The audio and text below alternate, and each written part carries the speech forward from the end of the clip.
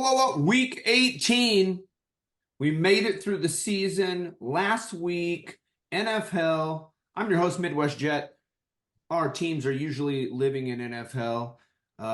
One of us this year is borderline. Again, I'm your host, Midwest Jet. This is where we talk about each and every NFL game. Dames Marvs, What up? Gobo, Hey. G-Man, Jess. I think two of them might still be alive, right? I Yeah. don't know, but Once you again, know, we're depending on the damn Packers.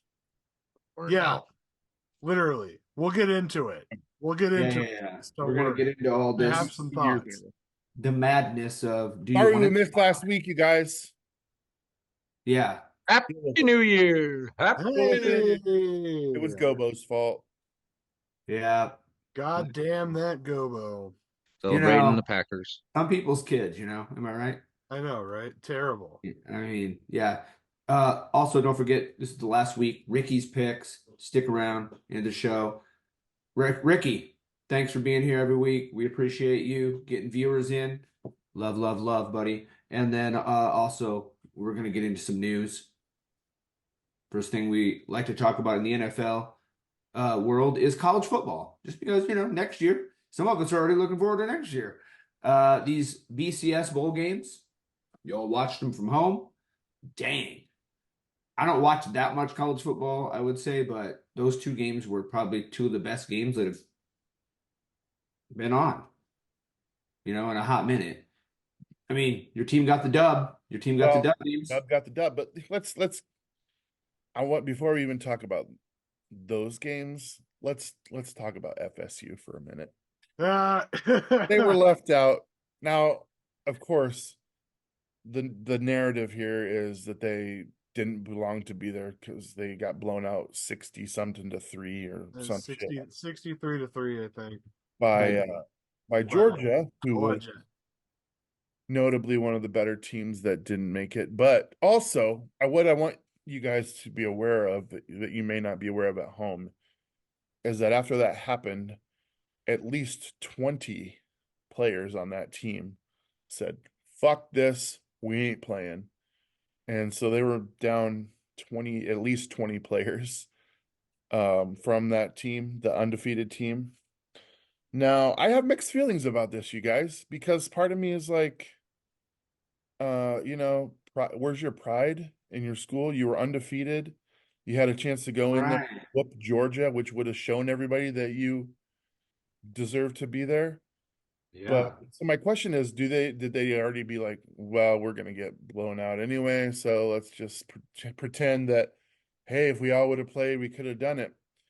And then the part of me that thinks, where's your pride is, remember Super Bowl 40 when the Seahawks got jobbed by the refs? Pride would have done nothing for me there. I still would have been like, we got jobbed, and that's it. Like, there's no pride that's gonna make that sting go away. So I see both sides of that coin. Thoughts? All right. So I also I wanted to talk about this game, but there's another game that I thought this was really prevalent in, and that was the Cotton Bowl with Missouri and Ohio State. Ohio State, one of the most prolific offenses in college football, scores 3 points against the third or fourth best team in the SEC because they had just like Florida State, they had 11 guys declare for the draft and say, if I'm not playing for a natty, I'm not fucking playing in your bowl game. I'm not risking an injury. So, and I think because of that, because of FSU, this is going to happen more times over the next coming seasons. I say within the next 5 years, college football players are getting paid. Is this, that brings up a huge question. Is this a problem for the NCAA? As it is, absolutely. If I'm on the NCAA Board of Regents right now, I'm shitting my britches. Okay, let's compare it to the NBA for a second. You buy a Lakers ticket, you go and you're going to see LeBron. And it's one of the games where he just says, I'm not feeling like playing today. So you spend all this money to get down there, to get the ticket, to get food, drink, entertainment, and then LeBron is not playing. That's a problem, you guys. That's a huge problem in the NBA today. It doesn't really happen in the NFL because there's so few games. But even now, I mean, through the course of our lives, think about Steve Largent, dude. The dude got hit so many times. He didn't miss games. You didn't miss games back then. I'm going to talk about my guys. You guys, Right. I guys, mean, you talk about your fucking guys. I was is gonna it say everything is gonna Think be about about the it. Seahawks. That we're talking about college. Yes, is it yes, a because I'm that guy. Look, you not fucking see what I'm wearing? I mean, I don't even. Point Do I get to is, talk about? Do I get to yes, comment hold on the on. Florida Yeah, State of thing course, yet? Like, of we've course. gone so far off 12 Yeah, questions, I can't even have a conversation. I know you're Fuck good are we right now? Eli Manning was the toughest badass motherfucker. That's what I'm talking every about. time. Okay, but they would hold him out of games today. My I'm question though is saying. this: what if we look at it the opposite way though? Is players are now smarter because mental health, we got people getting hit in the head, your body needs rest instead of go, go, go. Because who are you making money for? The man. LeBron doesn't give a shit. I mean, he does, but he Right. does like he's getting paid his $80 million, whatever. Doesn't matter. So to me, it's kind of like it's almost, yeah, that's a cool mentality of, oh, I'm so tough. But is it because maybe now LeBron can play till he's his kids in the NBA because he started doing these things instead of, well, I'm grinding through this injury and then he can't play because his knee's blown done. Right. You know, I mean, we can talk about this all day, but I was like, yeah, Jazz, what do you think of Florida State? What I think, what I think it is so they probably all got together. Obviously, this is just speculation. And, if you were on a team like that and they say, all right, you're undefeated, quarterback's hurt, so you're not good enough now. So they're all like, well, why don't we all sit out so we can tell our kids, our grandkids, we were undefeated. We were an undefeated team and they didn't let us in because we had an injury. So that was the season. So we ended undefeated. We just had bad luck. I don't know. Something to think about, but I mean, there's no real like, I But feel like, yeah, and I'm the I like, haven't book goes researched to it. the history book and says, "This is 12-1 here." What are you talking about, bro? The history book that's the year only that the has here. BCS people were like, this is why it's going to 12 teams next year. I mean, So but stupid. you got to think about it though. Like every college player who suits up in Division One, I mean, 99% of them, their goal is going to be to make make the NFL. And so, like these guys who have a chance of doing that, like I said, it's just like why risk your body to make somebody else money? Right. I mean, yeah, I mean, and here's the thing. If I'm in college and I'm an architect and some firm offers me a thing to blah, blah, blah, not be doing any other shit, to say, hey, man, don't be working at this company until you're going to do it. Same thing. I mean, these players, that's what they are. That's their livelihood. So I get it both ways. I To me, get it. it's like a analytics situation on the field. You're past the 50, between the 50 and the 40, it's 4th and 1. Do you punt or do you go for it? Like, just it's a mentality thing, you guys, because there's some players that are like, I want to continue to prove myself that I'm worthy of being picked. And then there's other players that are like, I ain't risking shit for shit, motherfuckers. And it's like it really is. That's the best way I can draw up the scenario, is that's exactly what it's like. Like, and the people are gonna be frustrated no matter what you do, you know? Well, nobody's cutting their fingertips off in a game and keep playing. I don't think these days, but Dude, and even if they did, Fine. somebody would be like, no, that guy's not okay. Take him out. Yeah. Yeah. He needs to go to There's yeah. checks and balances that exist today that did not exist back when you just played every game, man. You just Yeah. You and just it's did. funny because you think about it, it was all as the game getting weak because now players are making more than ever and there's less people willing to do that type of thing. I mean, what was he making when he did that? Probably less than $1 million a year, $1 million right, a year. right. Not anything close Right. to. Fun Yeah. Yeah. Anyway, yeah, let us know down below what you guys think about this college football thing. We don't always want to talk about it, but hey, it's important. These players will soon be in NFHell and maybe on one of our teams. Speaking of the NFL, we're going to kind of just swing right into. We've had a couple conversations about MVP. I feel like it's clearing up a bit here in the last few weeks since we basically started talking about it. I know Dames and I were McCaffrey, and you two were Lamar, and I think you were Pretty right. much, Bro. pretty much Lamar for MVP and McCaffrey for Offensive Player of the Year. It sounds like so they'll both get a nice award, but obviously the head-to-head showdown, ass kicking that Baltimore put on was pretty much the icing on a nail in the coffin. I was gonna say, Lamar. I don't think Christian McCaffrey gives a shit. Honestly, I think he's just focused on winning the Super Bowl is his only goal this year. But yeah, I mean it's clearly Lamar. I mean it's just I don't know if that offense is really that good or if he's just that good of a quarterback, but they just move the ball completely seamlessly. Well, I want to talk after Gobo because there's been points in the history of this show where Gobo was not too kind to Lamar Jackson. In fact, Hey, I that he mean, was washed up and way past it. you know what? If I was always right, I would take my entire bank account and go and we'd be watching Gobo's picks. Hey, brother, I feel you because All if right. that were I'm true. not I'm not on this show because I'm good at picking winning teams. I know. And if that were true, me and Mac Jones would be celebrating at the Pro Bowl this year. I was Yeah. gonna say, yeah.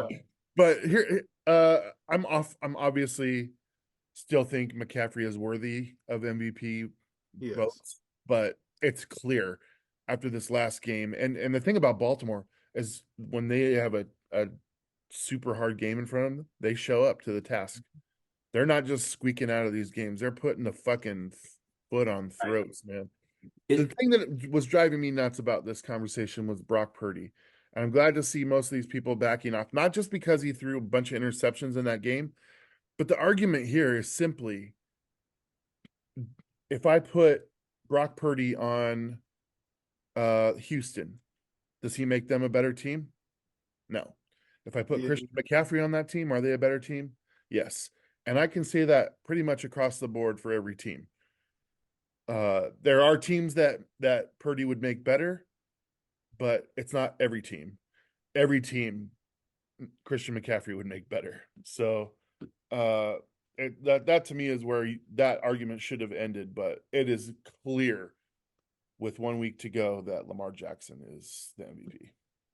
Right, and remember at the beginning of the year when we all talked about his mom being his agent. What the fuck is he doing? I don't really want. Well, it's also funny how, to Dame's point, you can say, oh, McCaffrey, blah blah is better. Okay, defensive players just get no love in this league. Myles Garrett makes every team fucking better. Aaron Donald makes every team better. Dexter Lawrence makes every team. I mean, it doesn't matter because Sauce. Yeah. I was gonna say all of sauce. them. We all have players. We all have players Yeah. that make every team better on defense, probably, and they just get no love. So, quarterback it'll be again, and you're gonna have to have like a 30 sack season to get it as a defensive player or some shit. I was gonna say, there's got to be a time in NFL history that a defensive player has won MVP. Well, yeah, Lawrence Taylor, Ray Lewis, Lawrence Taylor. Dude, these are game-changing deep. That's what it has to be. You literally have to be a game changer. Arguably the two best guys to ever play the position. Yeah, it was not Ray Lewis. It was not Ray Lewis, guys. Lawrence Taylor is the last defensive player to win league MVP. Oh, I routinely walk up to people, and my cousin Warren can vouch for this, and I don't even say who's the greatest defensive player of all time. I say, is Lawrence Taylor the greatest defensive player of all time? Because I'm looking for an argument there. I'm not looking for them to search for an answer. I just want them to say yes or no because that lets me know what they know about football. Period. Right. He is. Yeah. I'm sorry if he's certainly the best linebacker. So he had to change the game basically to get MVP. He had to change the game to MVP. I mean, Belichick, the defensive genius, still won't even let people even put him in a conversation. Like they'll start to talk about players, young players like Micah Parsons or something coming in. See the next blah blah, and he just stops all of it every time, and just the guy literally changed the game of football. Speaking of defensive players, Miami took a hit this week. Chubb out for the season. I know he wrecked the Jets 2 weeks ago with like 4 sacks, 3, so whatever he had this week. I know he had, even though they got beat. I think he had a couple sacks. He was tearing it up. He's out for the season. Fuck you, Miami. McCaff. They don't beat good teams anyway. So yeah, McCaff injury. Miami's a first round exit. Chubb gets surgery and be back next year. Yep. Christian McCaffrey's out just this week with his McCaff injury. So they have a bye anyway, so he's going to get 2. He'll be fine. He'll be playoffs. Speaking of the playoffs and teams not getting in and getting in, the Carolina Panthers basically wrapped up the number 1 pick for the Bears. Who they taking? They Dude, this stand is on huge. Fields. This is huge because this opens up a huge conversation. Personally,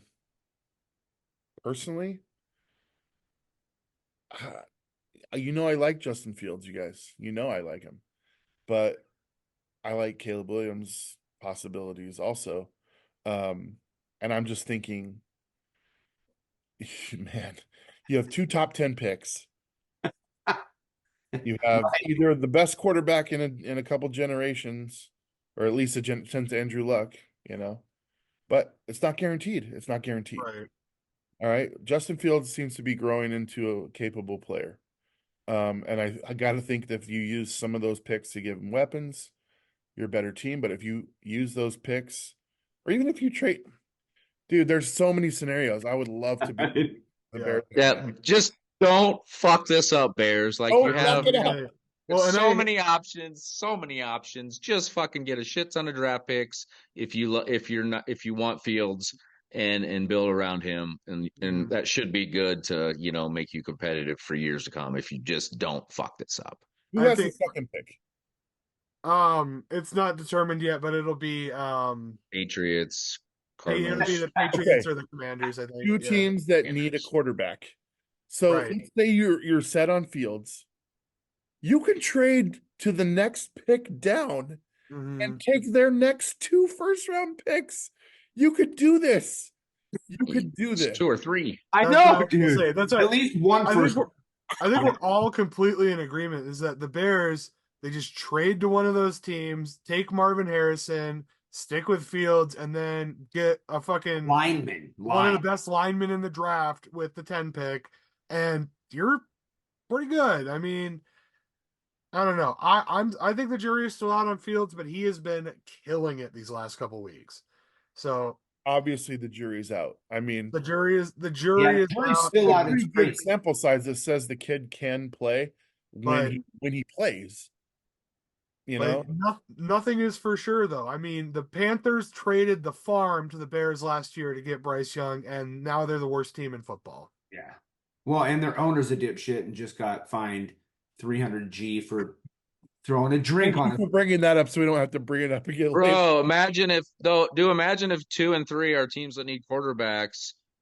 3 is going to want to jump 2 to 1. They're going to pay a fucking ransom to get the quarterback they want. It's Like gonna be 3 crazy. first rounders. Look at Bryce You're Young. talking They got just that for crazy. Bryce Young. Dude, you just brought up another scenario. They could do this twice.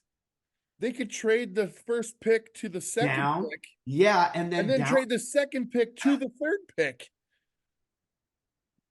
Let's go. Dude, NFL, bro. NFL. that's This would an be- I'm just event. like, this is just like where I'm like, don't fuck this up, Bears. Like, because I Yeah. think the worst thing they could do is keep the first pick and not take Caleb Williams. Oh, yes, that's exactly. bad. Exactly. If they do that, then their draft is fucked, and this was the biggest waste in maybe the history of pro sports. Right. I also think it's a fun time of the year. I mean, not really when your teams suck, but then there's the whole debate of why are you winning extra games when you can have a better pick? Why are you like the Patriots last week lost in the Jet whatever? The Patriots officially are the last the first time they finished in last place in like, but it's like so now the Jets play the Patriots. It's like I love that you're saying this because it factors in here, dude. If the Bears just continued to tank because they had another first round pick, then you don't know if Fields is capable. You miss the chance of seeing that type of stuff. You know what I mean? So, Guys, tanking. luckily, we got Carolina in our pocket, so we can play as well as we want and still have a top 10 pick. Tanking is somewhat of a thing where like maybe you rest stars that are slightly injured or iffy, but like competitors, there's no way. I mean, you could try to convince me to tank a fucking game of bags or something. I'm not going to do it because I'm not going to do that. So it's hard for me to say that players are going to tank, Right. but I mean, I could understand maybe, benching people or like vanilling up the coaches could call a shitty game. I don't know, but I mean, is tanking Yeah, on the you're gonna coach or try who's it on? different shit. You're not gonna Yeah. try during the Well, year. You're gonna let some guy get in there to run the ball because he hasn't had much of an opportunity. yeah, That's you're definitely going to see some changes to the rosters and everything. But I mean, if you're that bad, you should probably be changing your roster around anyways. Well, But yeah. you got to think This about week it. should be some weird The shit. NFL is so competitive. Players, coaches, staff, fucking analysts, like they are always going to try to be proving themselves better than the next guy. So it's like right now, the Carolina Panthers, those guys are still fired up, even though they know they're not going to win these games because those guys got to try to keep their job, and they got to try to get another job if they get cut.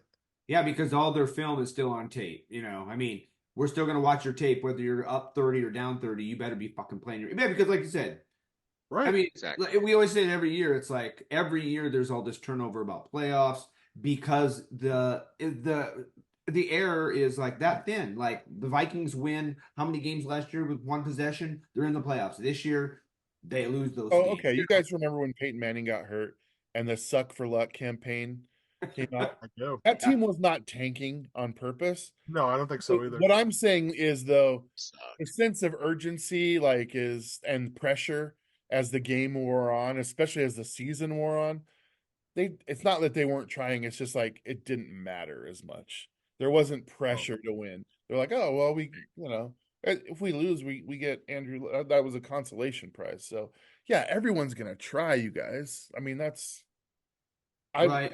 hate to see a team just flat out tank. Right. Speaking of not trying, Dalvin Cook got cut by the Jets. I feel like is that big news? I remember last year when I was like, "Oh my God, we have Brees Hall and Dalvin Cook on the same team." I swear I never saw them on the field at the same time once. Right.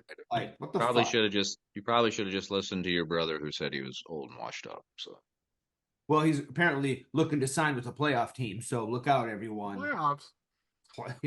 Yeah, because they're gonna want a Yeah. guy. Okay, so go ruin a let's playoff have team. this conversation. Like, what playoff team? I mean, we know what the majority of the playoff teams Yeah. now. What playoff team is better with Dalvin Cook?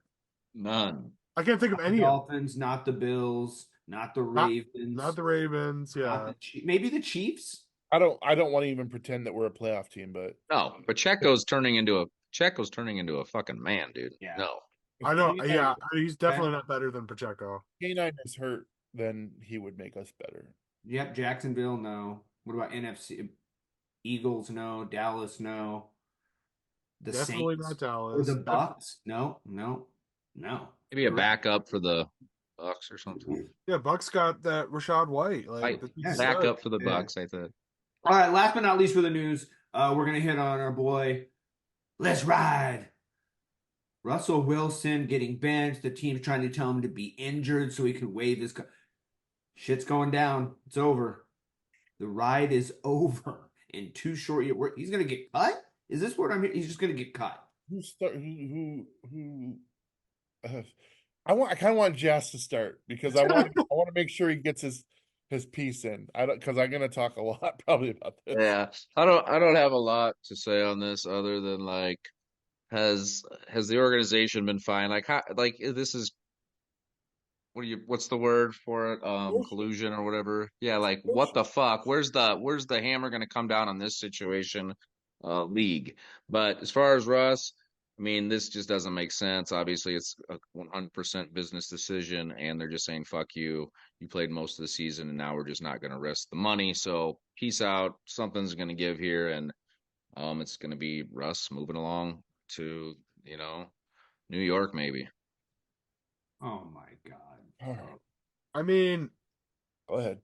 I think that if you watched there was a press conference that that Russ did right after they announced Stidham was the starter, and he gave like the most poignant professional speech I think I've ever seen an NFL player give. Russell Wilson, I mean, he's a great dude. He's definitely way past his prime. I don't think he's capable of winning another Super Bowl. I'd love to hear Dame's opinion on that. But honestly, I don't understand the move from Denver. It's like you're still at that point they were still in competition for a playoff spot. Right. They could have won the division if the Chiefs would have lost that week. Yeah. Right. So I don't understand the move by Denver. I guess I understand it in a long-term capacity, but why not let him just finish the season? Right. I'm kind of like that too. I'm just like, it's so weird. It's kind of like this whole time Sean Payton actually didn't want him on the team.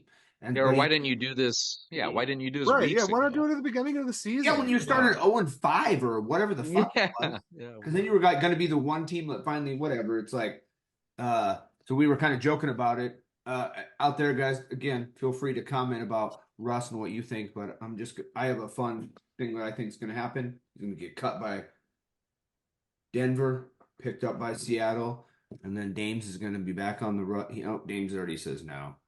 All right, Dames, you're up. Let's hear it. All right. So Russell Wilson is the chewiest candy cane motherfucker in the history of the NFL, dude. He like unbearable in press conferences, cheesy as a fucking uh fondue dinner, really.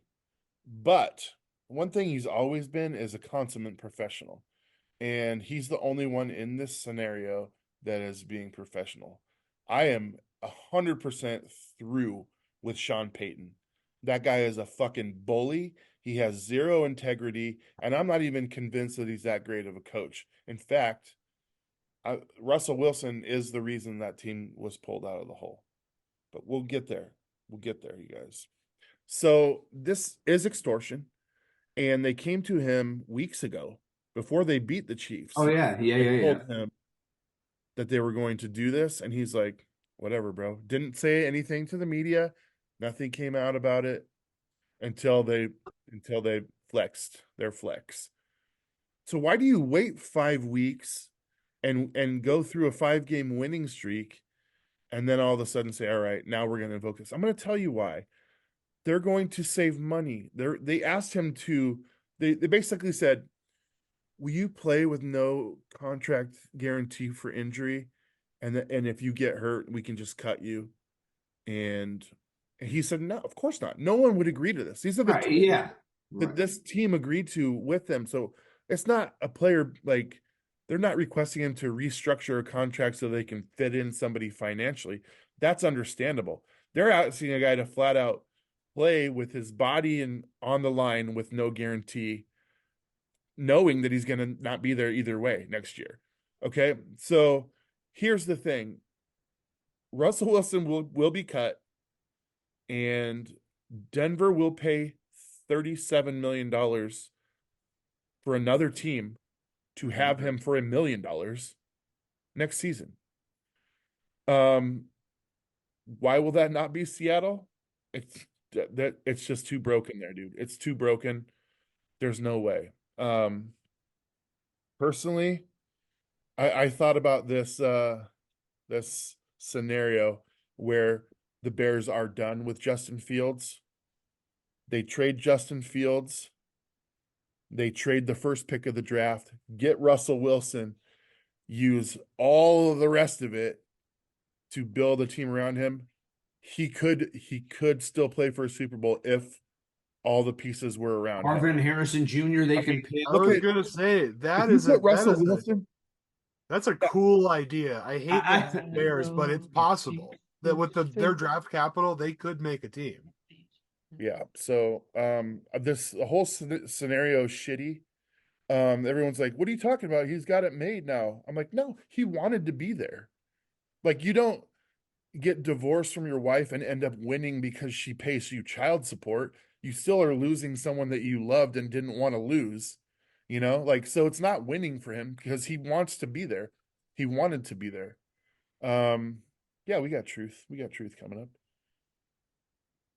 Cool. We done with this Russ talk. I mean, it's just shitty, you guys. Yeah. I mean, it's kind of like it's so crazy. He's definitely able to play still, and he will play somewhere. And I just, where's it going to be?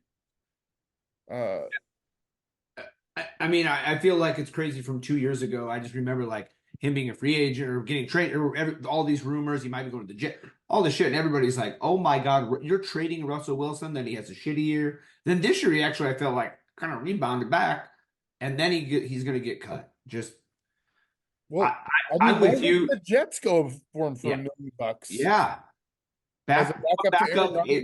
Or an Yeah. insurance policy? Giants. I was talking about the New York Giants. I was gonna say I think it's I mean, I don't know. Both New York teams need a quarterback this offseason. I'll Yeah, take and a I chance. definitely I'll need. take a chance. I feel like, I or the can. Jets. The Jets might be sticking with Zach Wilson with their back. They might be holding out for Rodgers to come back. Yeah. All If the right. cards Hey, are played right, we can jump up and get Marvin Harrison in the draft ourselves. I think. If the cards are played right. if But the Bunch of they're not. crazy losses. Yeah. All right. Make sure you stick around at the end again. Ricky's picks last week. I do want to give Jails a consolation prize. Roma Dunze is nothing to snooze on, man. That guy's a baller. So if you don't get Harrison just because of the name, just Oh remember no. Roma Dunze. That No, guy, I'd watch that kid last night. Yeah, he's number 2 on the draft board right now. That kid's a stud too. Yeah. Yep. All right. Truths. You know, the weekly part of the show where we talk about the shitty truth of our NFHell teams. G-Man Jazz, we're going to let you start this one off. Tyrod, DeVito. Let's hear the truth, last truth of the year. Fast? No, it isn't. Should be one right after the season's over, right? Oh, yeah, I guess that's true. Last one or two, Um, 4 or 5, whatever. We'll see. After this truth, I have to take a quick loop, so you'll see me disappear. But truth is, I'm already on to April, guys. Fucking already on to April. Have a chance to win a game with a fucking field goal. Blah blah blah blah. Find numerous ways to lose many games. Our O-line pathetic. And the truth is, I'm looking forward to the draft to hopefully get a weapon and a bunch of vectors and run blockers that can hopefully compete to form a fucking competent top 25 offensive line next year and maybe, back the top 50 in 2 or 3 years. So, maybe we'll suck long enough to get Archie Manning, and that's been the plan all along. And it's all I can really hope for right now. So, both teams in NFC East are kicking ass, so that sucks. I mean, even though Philly's suspect now, their defense, which Dames has been talking about all year, how they have. So we'll see what happens if they flip a switch in the playoffs or not. But I'm talking about my other teams, my division. It's my truth. We suck. Draft is almost right around the corner, guys. Yes, thank you. G-Man Jazz, thanks for sharing. The other New York team, the Jets. The truth for me is I need to as going into next season, because it's already kind of winding down. Do I trust my front office? Do I trust the coaching staff? Will there be any changes? Hackett's offense this year is I'm pretty sure we're dead last in all categories. It's like maybe the Giants are below us in a couple categories, but the truth is going into the offseason, I'm gonna have high expectations when I'm gonna be even keel as much as I can, because I blew my load coming into this season. So I just kind of feel like my truth is I got to just stay even keel, watch the Jets get some new linemen. Just we need to fix the line. So if we're not doing that, I will be fucking pissed. So in the draft, just draft linemen. I don't care. Just draft all linemen. Then we got to find 5 that are good. That's all you need. That's all you need. That's my truth. Gobo, truth us up. So, just real quick on Jazz's, I think that I hope that that's not Mason Crosby's last kick in the NFL, but it probably will be that fucking god awful field goal attempt at the end of the Giants The game. flying saucer. You're like sideways. It was so bad. I know the wind kind of caught it, but man, come on.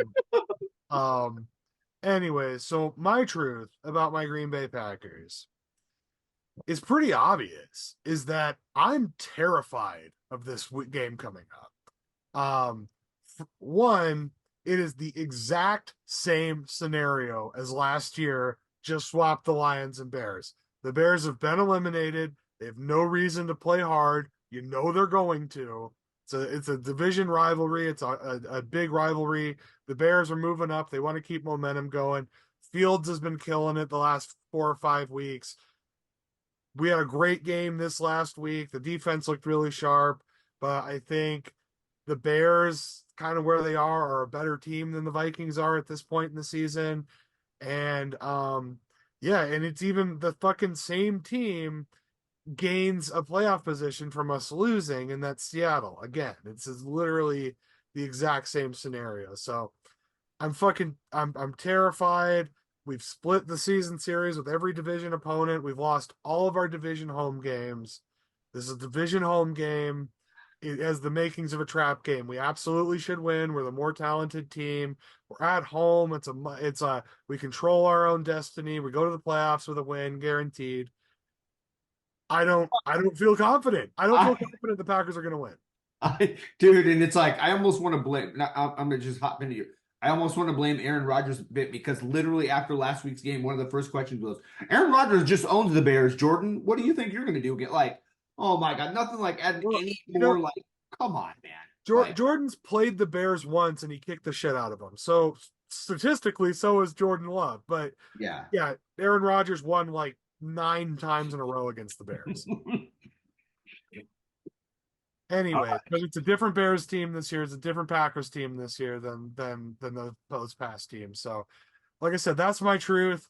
Is I'm fucking terrified. I don't want to lose this game. My brother is a huge Tool, and he's a huge Bears fan, and he's gonna like let me. Oh my. Yeah, he's gonna really let me have it if we blow this game, and I don't want to do that. So let's just, please God, win this. Like, figure it out, Jordan. That's my truth. No, go Pack. James Marv, last but not least, your Seattle Seahawk truth. I find it interesting that the Packers housed the Bears in week 1 and then they don't play them again until I know. 18, and it's all A year later. Bookends, yeah. The teams are completely different now. They are completely different. Yeah, okay. So my truth is scary too this week. And it's that we watched 18 weeks of football and it really has been a season of peaks and valleys. The peaks weren't even that high. The valleys have been very, very low. Hell like. Yeah. I mean, my toes are fucking warm, guys. My toes are warm. So, what? I don't even really know what to say anymore at this point. Like, is Pete Carroll done? I don't know. This defense, I don't know if you guys saw any of this last game. There are high school teams that tackle better than this. And I'm talking everybody, Hall of Famers, Bobby Wagner, like players that, are up for potential defensive player of the year. Nobody could tackle. And the Pittsburgh Steelers have scored 30 points twice this season. They did it against Seattle, in Seattle, while gaining the most yards that they've gained all season with Mason Rudolph, you guys. Christmas. Rudolph the Red. This is perplexing. Like, how does this happen? The Steelers have scored this few points in a season. My God. 2 times in the history of the league. And they did it this year, but they beat the other one because they put up 30 on Seattle in their building. And I'm perplexed that Pete Carroll says we'll figure it out. We got to find a way to make. I'm tired of this.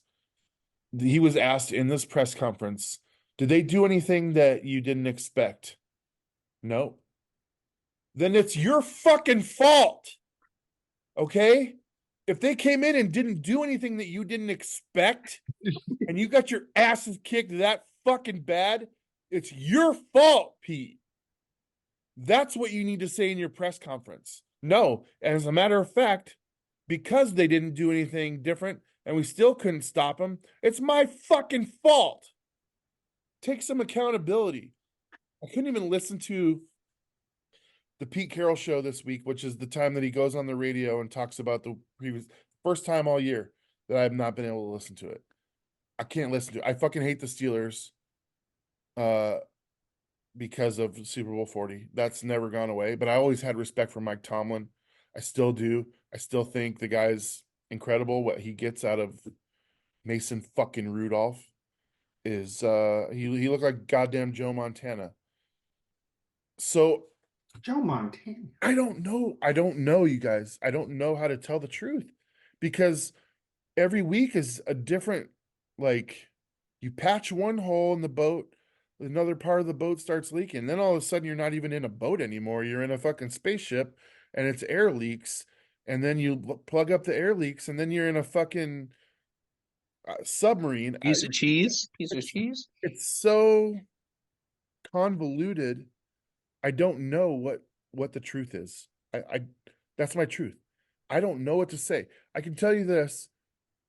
The quarterback is the most important position on the field. And Pete Carroll has never treated it as such. And we have a first round pick. We have plenty of resources to move up in the draft if we need to. Get the hometown kid. Phoenix. Yeah. I don't know if he's I think he'll still be there when our pick comes, but I mean, I don't know. He has never used first round capital on a quarterback. I mean, we've talked about this. Matt Flynn, Tavares Jackson. These were all acceptable choices for him before they got lucky with Russell Wilson for 10 years. So I don't know. All right. Truth is, well, yeah. Let us know your truths about your teams. Obviously, some of your teams are going to the playoffs. Some of them are in hell like us. So we'll take either truth. That recaps that. Make sure you stick around at the end. Ricky's going to give you his picks. Make sure you bet a bunch of money on it. Responsibly, though. Irresponsible amounts of money on this last week. I mean, if you've been losing all year and now you just want to make it all back up. I heard that's a really good strategy. Just double or nothing. Yeah, you just come in and be damned. Yeah, parlays on every other bet. Parlays on every bet. Yeah, I mean, that's what. Yeah. Ricky's whatever's left in your balance, just take it to zero to end the season. Yeah, why would you want to carry any over? You don't want to carry any over.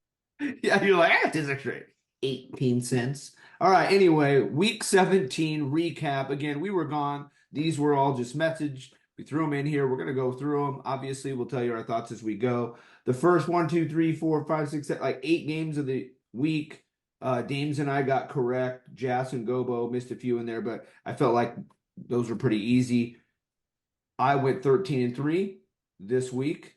So says you. I don't have any of your picks. Dames Marv's 12-4. I mean, I'm gonna cheat because you guys know me. I'm a cheater. G-Man Jas 500. Gobo 10-6. We'll get to the end of the week. We'll tell you our overall records when we get there. We started out Thursday night. New York Jets go to Cleveland. Fuck the Jets.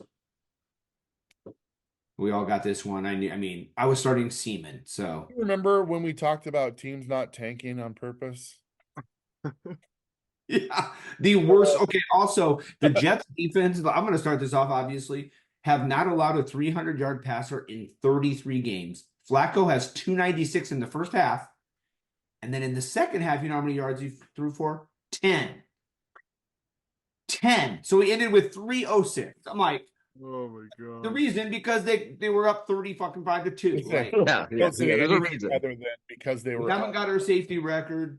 The defense looked like shit. I feel like they're just like over pursuing, trying to make big hits, make fun. I don't even know. It was just Seaman. When you have Seaman, you're not gonna win games, dude. That guy I hate his face. I don't even want him on the team. Put in Rippon for this matter now. Now we have Rippon, I think, as our backup. Good God. So anyway, anybody got anything else to add to this piece? This is hell for you, dude. This season has been absolute hell for you. Like, I can't even imagine having fun. Expectation. knowing that we're not going to. And we could have had Flacco. And we could have. He called the Jets and says, "Hey man, I was on your team last year. And oh shit, can I come in and be your back?" Nah. Go to the Browns and win 5 fucking take them to the playoffs. Fuck, they could go to the Super Bowl, man. They look good. I'm just gonna say that. And it's not just because the Jets. I mean, what they did to the Jets defense. Yeah. I mean, we already know, what the Jets defense is capable of. But dude, I mean, yeah, that was bad. No. Yeah, it wasn't fun. They did this without Amari Cooper, who had like 200 and some receiving yards himself the week before. Insane. And every single play, I swear to God, Myles Garrett was just shoving the quarterback down just like a millisecond from killing him, like with the ball, like 100 times. It seemed like every single play, like, yeah, your O-line sucks. You're in the same boat as the Giants. And Myles Garrett is an absolute fucking game wrecker. So Unit. no surprise. Yeah, I think that it's so tough to be a Jets fan right now. I mean, I don't think it's ever been easy. But it ain't easy being green. I was gonna say I don't think any of us were alive. I mean I know none of us were alive when the Jets were winning Super Bowls, but yeah, basically Super Bowl. you guys watching just the one Super Bowl 3. Just one bowl, not Super Bowls. Super Bowl. Sorry, just one Super Bowl. I was trying to be nice. I don't know why. Yeah. So yeah, I mean, but we all watched Hard Knocks. There was so much anticipation coming into this year. The Jets were like in their fucking training room, like, we are the best team in football. There's nobody that can beat us but us. Like, we have every guy is right in his position, and then you fucking sucked. Yeah, a terrible season. The line, it was, dude. Becton has a grade right now of like 58. I'm telling you, like, from his rookie year, he's just pushing people around him, gets hurt, now he comes back. I'm telling you, like, they look at our ching.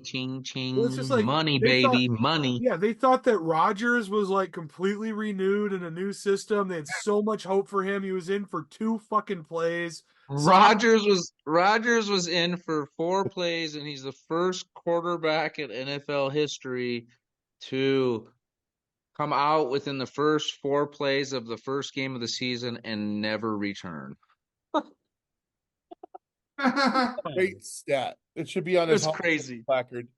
I know. That sucks that that's Aaron Rodgers' last play in the NFL, because he's not coming back. He's coming back.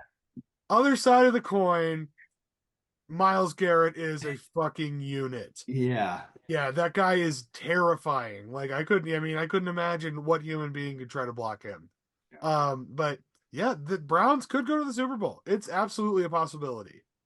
Yep, run game. Flacco is clutch in the motherfucking playoff. Flacco is like in fucking prime form for some reason. Well, yeah, like, we don't want him. We'll stick with Zach Wilson and Seaman. All right. Anyway, the Saturday game with the controversy / no controversy, because now I've been reading, Lions coach sent out that and tried to confuse them. So that's why they did that, which I actually said on TV, because both of the guys go over the ref. If you don't know what we're talking about, the Dallas-Detroit fiasco at the end. But yeah, I saw the thing where, they were trying to like trick him. So they both go over there, and then one says he's eligible and one doesn't. And then they throw it to the one who wasn't, trying to say, oh, he said he was. I'm just like, trying to pull a fucking fast one. I had a conversation, I think, with Scoot, maybe you, and it's like, why the fuck is this even a thing, though? Like, in my mind, it's like, these guys are all professionals. They should know where to go to line up, and the official should be able to say if it's legal or not. Why the fuck does it matter? Why do all of a sudden I have to report subjective. in? Yeah. Because, these receivers, running backs all come in and out every fucking time. Nobody has to report in until it's a eligible guy with a big number. It's a big dude or whatever. Fuck. I don't know. But, yeah. No. So I hate that it comes down to this. Yes. As a especially between these two teams who are both playoff, probably arguably one of these teams is the second best team in the NFC. And you want to say, like, if you play well enough, the game shouldn't come down to a bad call. But I was definitely singing a different story with the Fail Mary against Seattle all those years ago with the replacement refs. So I can't say that I'm completely innocent We of always that. gotta talk about the Packers. What the fuck? I I say love it. that's Bring the it up first thing anytime you've you been want. talking about fucking Steve Largent for like an hour and a half. And For I will like continue. 6 weeks. Okay, so you guys, here, I know that we know this, but just for the people watching that may not, the reason they determine eligibility is because if you throw the ball and it hits an offensive lineman, it's illegal touching of the ball. So Right. whether it's inadvertent or not, so they need to let them know who's eligible. But this is the thing. This is why coach would do that. He would try the trickery because as soon as they go on the PA and say number 68 on the play is eligible, who are you going to watch? 68. So of course, Right. that's the play that you know that you've been saving up for this moment.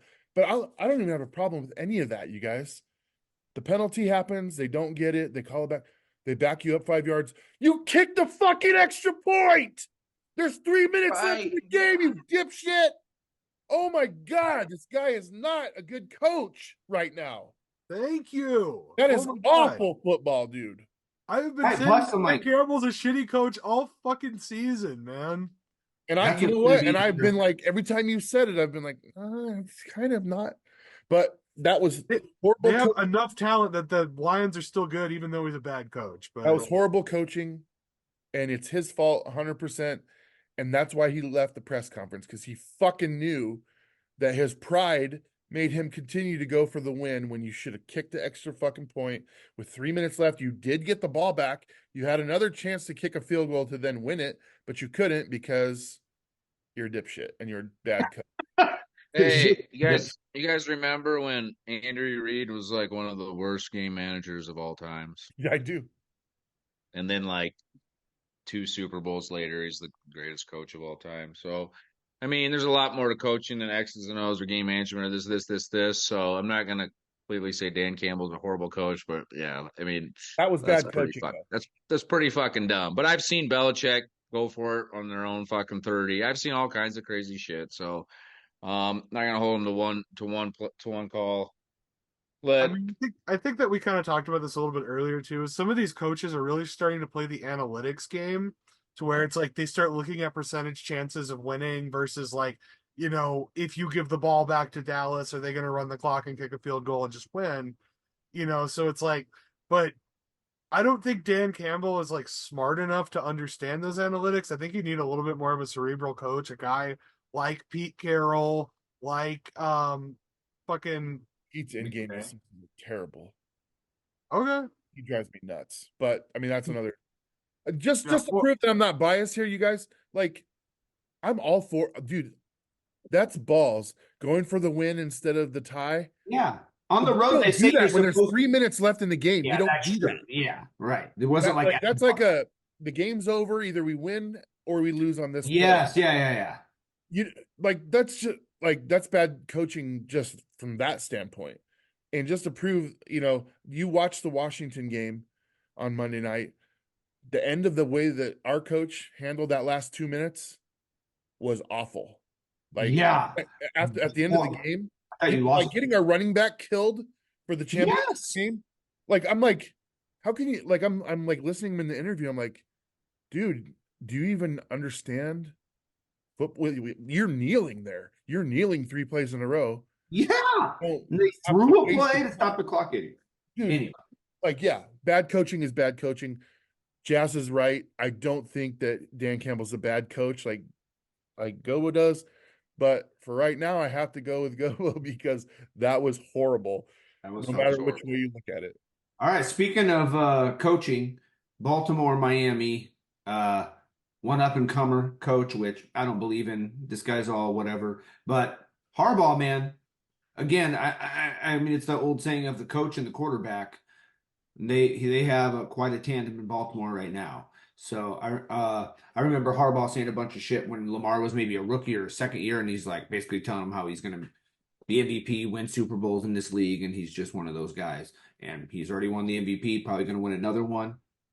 See about the Super Bowl, and they totally trounced the fucking posers who are the Miami Dolphins. I'm going to say it. They're not going anywhere in the playoffs. This defense sucks. Tua is, no, you're not Mahomes. You can't just chuck it to Tyreek. Not going to work, bro. You suck. I'm saying it. They might not even win the division now. This Right. week comes down to the division. I can't believe Buffalo's winning the division. I mean, I was like, are they in Buffalo this week? um, Miami. It's in They're Miami. in Miami. Miami. Okay. Yeah. Actually, it's probably better. Josh Allen can fucking launch some. So let me ask you this. And dude, the two guys on the left-hand side of the screen, please try and leave emotions out of this question. Who's the bigger poser, Miami or Philadelphia? Miami by a lot. Based on what? Based on that they don't have a fucking defense. Like Yeah, I think Philly could if they get in the playoffs, they've been there, so they're gonna kind of maybe adjust it. They're gonna get bounced in the first round. like, yeah. let's think about the very unlikely scenario that those two teams meet in the Super Bowl. Would you really think Miami would win that game? I do. I just plain disagree with Oh, you that's fine. That's what it's all about, my brother. there. Right. So anyway, And I'll tell you why. It comes down to quarterback play. I don't trust Jalen Hurts at all. over Tua. Over Tua smashed pelvis Tagovailoa? Yeah, like Didn't like Hurts have like one of the greatest Super Bowl performances of all time? right. Jalen Hurts is How'd that an work out? unbelievable athlete, bro. Yeah, but you can't only do so much. I mean, can't blame all that on Yeah, the Hurts, the refs Super have Bowl a performance. lot of shit to do in that. I don't know. I don't think Tua is very good, honestly. Like I think you take Tyreek off that team and the Dolphins are sub 500. Yeah. I might agree with that. Yeah. Well, because I think it opens up the running game for Mostert big time. So he has all these touchdowns. Yeah, because they just fucking chuck that shit deep, get down there. I mean, What is it? A-Chain or whatever? Like Yeah. he had a bunch of touchdowns. Like he's not like really even starter quality in the NFL, but like when you have the defense spread that far out, all you need is speed. Yep. Yeah. Yeah, but then now I think a lot of teams also are figuring out this offense where, he comes in and he's this genius. No, he was doing some things because he had some fucking more speed than most teams have. Like you said, I mean, you have Mostert, you have Waddle, you have Hill. I mean, there's some fast. Tua's pretty quick kid. It's like they're pretty fast, but once that it's the NFL, man. It's the NFL. Defenses can catch up. All right, moving on. Ravens are terrifying. Yep, Bill Belichick. That is a damn good football team. Bill Belichick's last season as a Patriot coach is going to finish in dead last. God, what a way to go out. They got beat by Buffalo. We all picked Buffalo. Wasn't a tough pick. That's who the Jets got this week, so we'll see. I mean, I feel like the Bills are doing what they need to do to put themselves into position to win the division. So they did it. Anyone got anything to add to this shit hole of a game? G-Men. I mean, Buffalo just put themselves in position to beat for the division, so it was a must win. I think. I can't remember the score, but I think it was closer than I thought it was going to be, at least for a while. Yeah. I think the Patriots scored for. Oh no, they returned the opening kick for Cody. That's right. Yeah. And then they had to actually play football the rest of the I was game. like, yeah, this isn't college. You can't just rely on special teams. Yeah, I mean, what can you say about this game? The Patriots are so bad, and Josh Allen. Yeah, will they lose the last game at home? That's the question. The last home game is this week. Oh my God! You know who it's against? Oh my God! We've lost 50 fucking straight to them. Anyway, all right, moving on. Hotlanta. But The Bears. I want to talk about Bill. All right, I said anybody needs anything to say? My bad. Go ahead, bud. Just Go ahead, throwing in the scenario for you guys. At the end of the season, the Krafts and the Belichicks get together. Belichick says, "Yeah, I'm willing to say that, I'm stepping down." And knowing full well that he wants to go coach somewhere else. Maybe he does, maybe he doesn't. But replacement, and I'm just going to throw it out there. Jim Harbaugh. Ooh. I did hear some rumors about him not signing that extension Yeah. next We year. I should've wanted to talked about talk it. about that. I totally forgot about it 'cause we got so sidetracked. But I'm like, if Michigan wins the Natty, Harbaugh's totally going back to the NFL. Yep. Yep. I think he is either way because he did hire an NFL agent, and it was Tom Brady's guy. Tom Brady's guy. So I mean, that came out this week that he just hired that NFL agent. Okay. We're gonna take a little thing here. Do you want him on your team? At home? Comment below. Would you want Jim Harbaugh coaching your team? No. Absolutely not. What? I mean, he was in the NFL once, already went to a Super Bowl. You know what? He's my biggest hated coach in the last decade. Right. I mean, that's because he was the Niners coach, and but if Pete Carroll hung it up, and we could maybe I could get over it. What about Belichick? What about if Maybe he I could get over it. I know. Belichick comes back to the Giants and says, "You know what? I want to come back." No way, bro. Belichick's done. What's he gonna do? A little 4-year stint and he's gone? Like he's dead? Like, come on now. Belichick, it's going to be like one of those 90s comedy sports movies. Like he's going to be giving like a really brazen speech, and then it's going to zoom out and it's going to be like his granddaughter's soccer team. Like that's and he's gonna be wearing a fucking diaper with a hoodie and some cutoff sleeves. we're gonna go and compete. I'm only talking about the Jets. We're on to the Jets. We're thinking about the That's Jets. all you want, but the only question that your ass needs to be asking is his Hall of Fame jacket going to have sleeves or not? That's the only question you need to be asking. I mean, yeah, he's going to the Hall of Fame, but why they give him a sleeveless jacket. that would be fun. I would could give him a happen. sleeveless I jacket. would think that's cool. That's a good. At pretty least good. as a That's joke, pretty they good, should James. bring it out. I don't think Bill Belichick has a sense of humor. He would laugh at that. You'd have. I don't know if I've ever seen the man smile ever. I'm coaching since I've been alive. Yeah. Right. All right. Moving on. I'll tell you when he wasn't smiling. I don't know. When they were 18-0 and lost. The Bears. That's what this show's all about, man. You got to plug your fucking. I hate you for it, and I'll roll my eyes like the rest of the guys do. But God, that's what this That was a show. great Super Bowl. That's what this show's all Great about. Super Bowl. Yeah, the show's about you guys cocking up about your teams. I haven't won shit ever, so I never get a cock off. This is NFL. I go, oh, you're the host, Jails. Yeah, Dude, you guys had the biggest upset on the national stage in sports history. Exactly. You're not wrong. Let me just give the crowd that's watching some context here for Jails. He actually sent a text today that was a picture of Sauce Gardner quoting some statistics about how he's given up no touchdowns since week 6. But the killer about this entire thing is his source was NFL rumors was his source.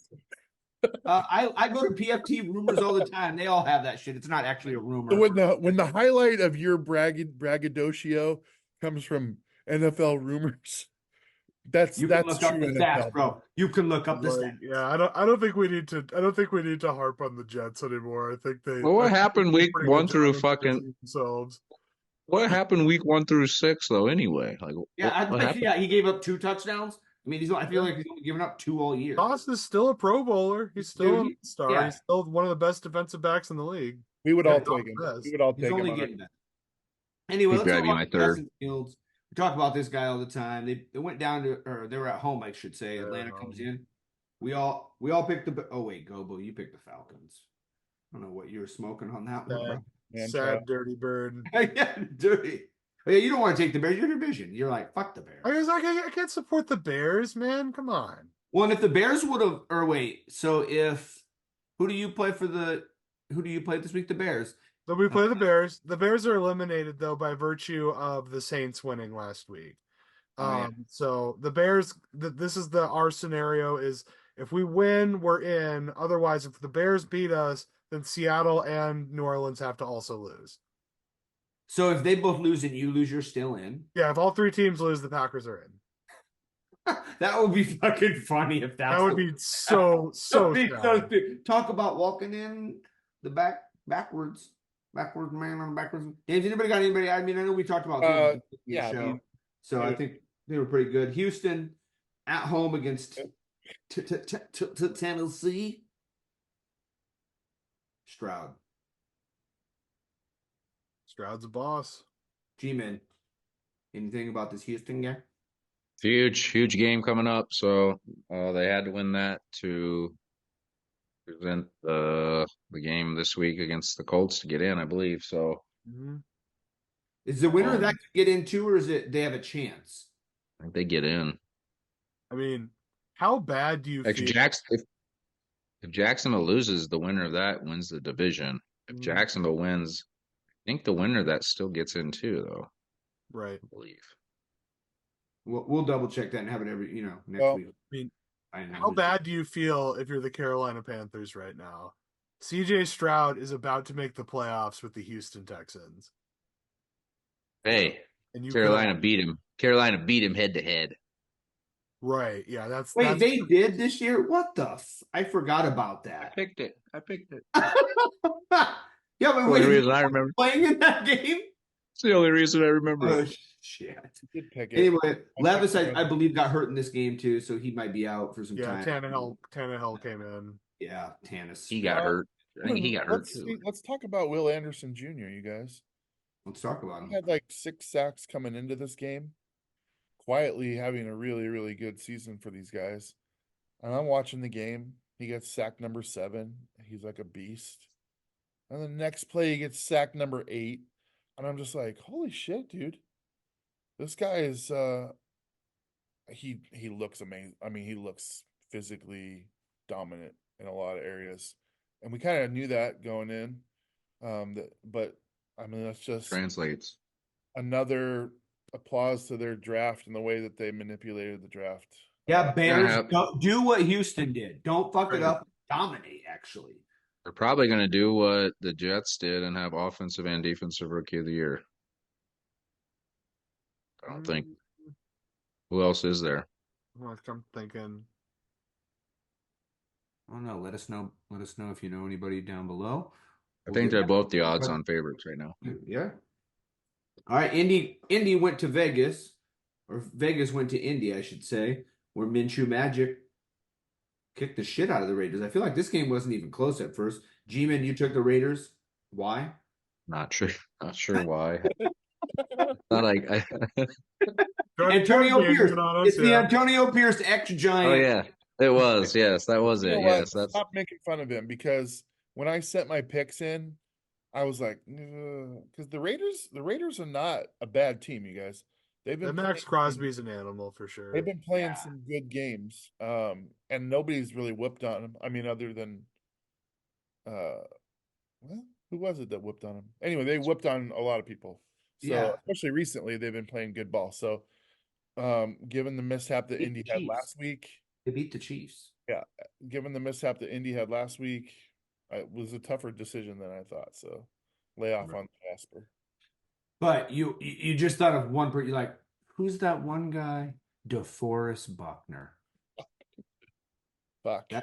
That's literally what I did. I was like, who do they? Oh, yeah, that's who I'm taking. All right. Jacksonville at home against the worst team in the league, the Panthers.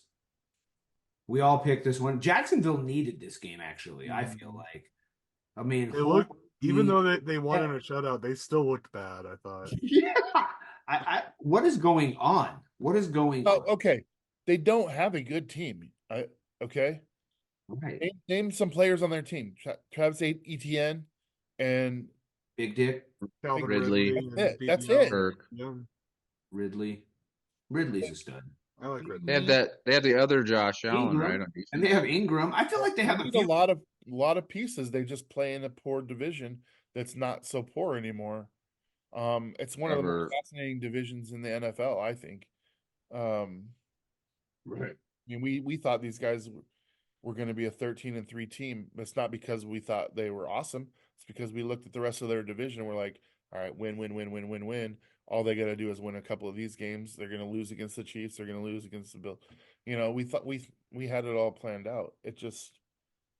Well, I think everyone. They were almost the number one team. I think everyone thinks Trevor Lawrence is better than he actually is. The pedigree coming out and all that, and I mean he's good, but you really look at his numbers and look at what he does. It's if he was in New York, he'd be getting eaten alive for the turnovers he has. So, he's not as good as we think he is. Maybe it'll take a year or two more. Maybe he won't. Maybe he's not. Maybe he's not that guy. But they are gonna get in. Let me ask you this, Jess. Yes, I would rather have him on my team than my other Okay, but that quarterbacks. I was gonna say, like, put him on the Jets, a team with a defensive prowess that's there already. They got a star receiver and a star running back. I mean, as do the Giants, I guess. Fair enough. As do the One of those teams, Jaguars. they're not going to be as bad as Jacksonville. I think Yeah, you're right. Yeah. he makes both those teams viable. I don't think he survives. I mean, no offense, but my team But has have a been line. sacked Yeah. 80, 88, 92, 82. I don't know, some insane number that I've never heard in my life. So, no one's surviving. No one survived my season as quarterback in this league. Speaking of your team, Giants pretty much gave the Rams this game, in my opinion. They had so many chances to win it, and they just kept. Stafford threw a couple picks. I didn't think the Rams looked that sharp. After I feel like we've all kind of like, oh, they're going to be pretty good. If they can get, are they going to make the playoffs? The Rams. Yeah, They're they're the hottest team in the NFC. The Rams are already in. Yep. And they are a hot team. I feel like right before I sent this, my picks to you guys, I changed the Giants from winning to the Rams. Because I was like, I can't pick the Giants because I want and need them to win. And then, God damn it, I was like, they're gonna do this, and we're gonna make the playoffs because of the Giants. Thanks, Jess. And then, well, kickers. Our fifth kicker. Our line's so bad we went through kickers even. Mason fucking Crosby. I thought he was at home. I believe he missed an extra point as well, or fuck. Yeah. I don't know. You know what, guys? It was pretty bad. Yeah. I don't know. Well, I'm thinking about it too. Yeah, if the Giants win this game, I believe the Packers clinch a playoff spot. So like, I mean, it's all. Yeah, I think it's Seattle and the Packers are the two in if the Rams lose, but and of course they did not. But that's okay. Yeah. Arizona, Philly. Better draft pick. That's all I got. Better draft pick. I felt bad for Tyrod. He really wanted to make that 2-point conversion. You could tell he was fucking heartbroken. What the fuck was that? Worst fucking pat. The dude, this guy can throw a 65-yarder on a fucking dot and a 2-yarder. He can't even fucking. I was gonna say, arguably, worst pass I've ever seen. All four of us could have made that pass. Worst pass I've ever seen. Right in front of him. Because worst pass I've ever seen. You know what Saquon did to get back at him? On the following drive, he dropped the easiest fucking pass that would have put him down at the 20-yard line and made an makeable field goal. So fuck Saquon Barkley. Oh, dude, everybody. It was just a weird, bad. Okay, my defense forced turnovers. Fuck, man. Let's sad times in Giant land. Move on. We're on to the draft. Yeah. All right. Well, and here's the thing with the draft, though, is just because you get a higher pick doesn't mean it's a better pick. Because we all know, like, all these picks, top first round talent, but like. Okay, but then you also have a scenario where Houston had number 2 and 3, and they're defensive and offensive players. Yeah, you're right. Yeah. That's like saying, like, well, if you win the lottery at $1 million or $10 million, but the $1 million guy invested it better. Well, fuck, dude, you have a better shot at the talent, and that's what you want when you're not in the playoffs. So give me up the draft. I don't like in that scenario, Jess. In one of those scenarios, you're just completely screwed, and the other scenario, you still are a millionaire. So whether it's 10 or 1, who gives a shit? Green jacket. Blue jacket, gold jacket, who gives a shit? Philly, speaking of green jackets, getting their asses kicked. Not really getting their asses kicked. Game. It was a crazy Come from game. behind. We all picked Philly, Dames, little Kyler Murray. That's really all I want to say. I've been down on Philly all year. I was really happy when Seattle beat them on Monday night in the fashion that we did. But this loss takes a lot of the luster off of that, and really just kind of shows me that I've been right about Philly all year. They're just not. They're not scary at all. Maybe they are Philly against just Packers. I don't know why Gobo's rolling his eyes. They're not. Philly I mean, yeah, they took this is a bad loss at home for sure, and when they're fighting for position. So I think, yeah, they're definitely not the Super Bowl caliber team I thought they were, but I don't know, like potentially they're gonna play the Packers in the first round. So So fucking you're knows. like, So maybe that gives them a little momentum. right. And now I kind of want to go back to the beginning of the year. Remember when G-Man was saying that his bar for the Giants, his truth was, can they beat the Eagles? Can you stay? You can. Don't you play? This is it. This is it. they're probably okay. Philly just gave Kyler Murray a 1 year extension in Arizona. Their guy just came out and said Kyler's our man, blah blah. So they fooled him into looking so good at this game that they're giving Kyler another year. That's So injury prone, the poor Cardinals, yeah. all Right. six of But them. I mean, Philly is, the season's not over. Some teams they turn it on in the playoffs and it's like a switch. You could see it with the Chiefs, you could see it with the Eagles. Do I think it's gonna happen for either of those teams? Not this year, but could it? Sure. Um, but yeah, we have one more chance to beat Philly, and they're saying they're so banged up they might just rest, not even go for the division win, just take the playoffs and rest this week and not play anyone. And they'll somehow still pull off a fucking win. Sure. So NFHell. Tampa Bay, my man crush boy, the Bucks. They have the division. They have the playoffs right in sight. All they have to do is win, and we all picked them. And then, of course, NFL, New Orleans wins. I don't have a lot to say on this game.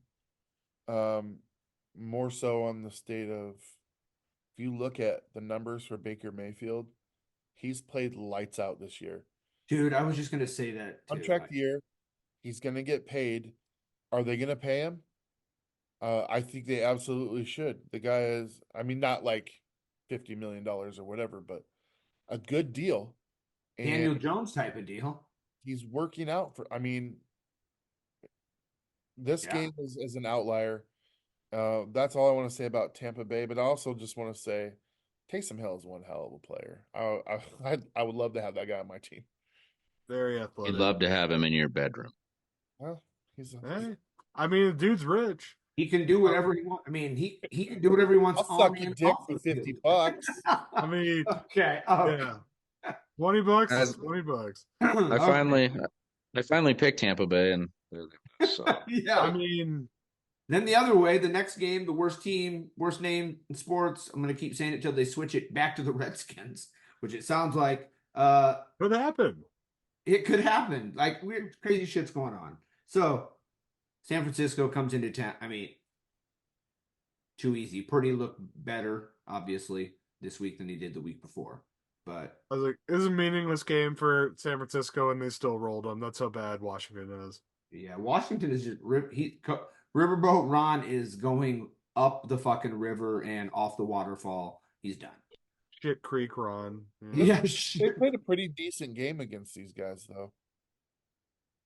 I mean, yeah. I mean, I feel like San Francisco put in no effort and still won. So I don't know if that's a decent game.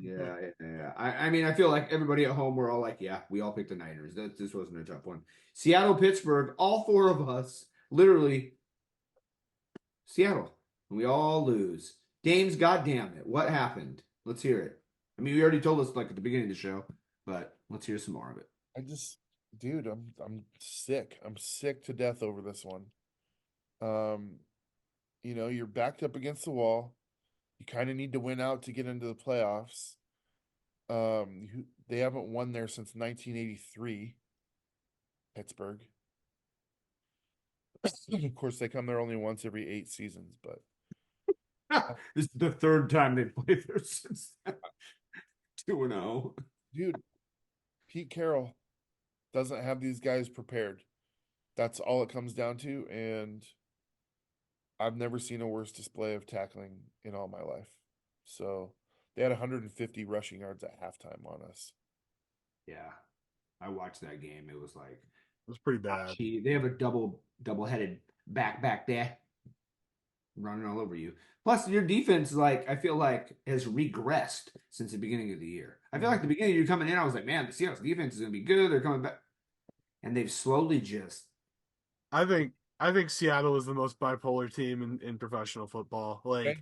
there are Dude, some games where they look like playoff caliber, like potentially making a run, and then other games like against like the game against the Rams, like they just look completely out of sorts. Like yeah. embarrassingly bad. it's hard to be, you guys know this because you're fans of your team, but um it's nice to hear that from somebody else's perspective because it always feels that way when you're the one, But I'm like, is it just me or do we just like have a different identity every week? And like it's hard to determine anything. I Right. think that I'm there's like sorry.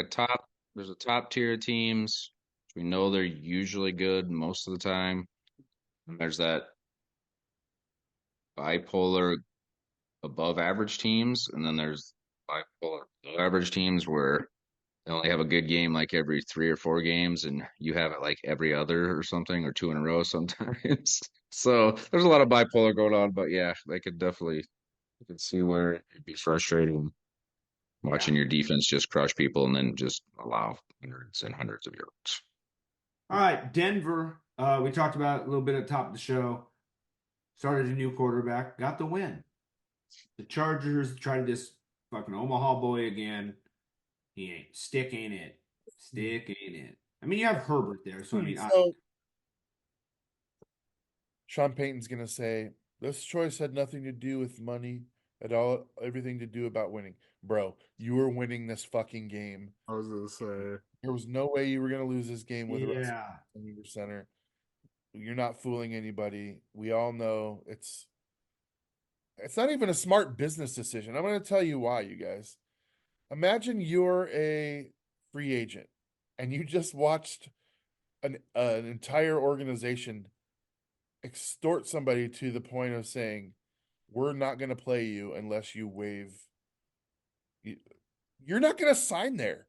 Why would anyone want to sign there after the last 2 seasons that they've had? right. Who I mean, trusts Peyton? He's a douche. he's a So horrible organization right now. I have two things to say on this. 'Cause it's close to home, and I honestly I don't hate Russell Wilson. I think he's a good guy. He definitely deserves better. Um, but for one, we had to have on a national stage Easton Stick versus Jared Stidham or whatever the fuck his name is. Yep. Yeah. Like I don't like James, you always talk about like I want to see the best football played. How the fuck is this the best football that could have happened today?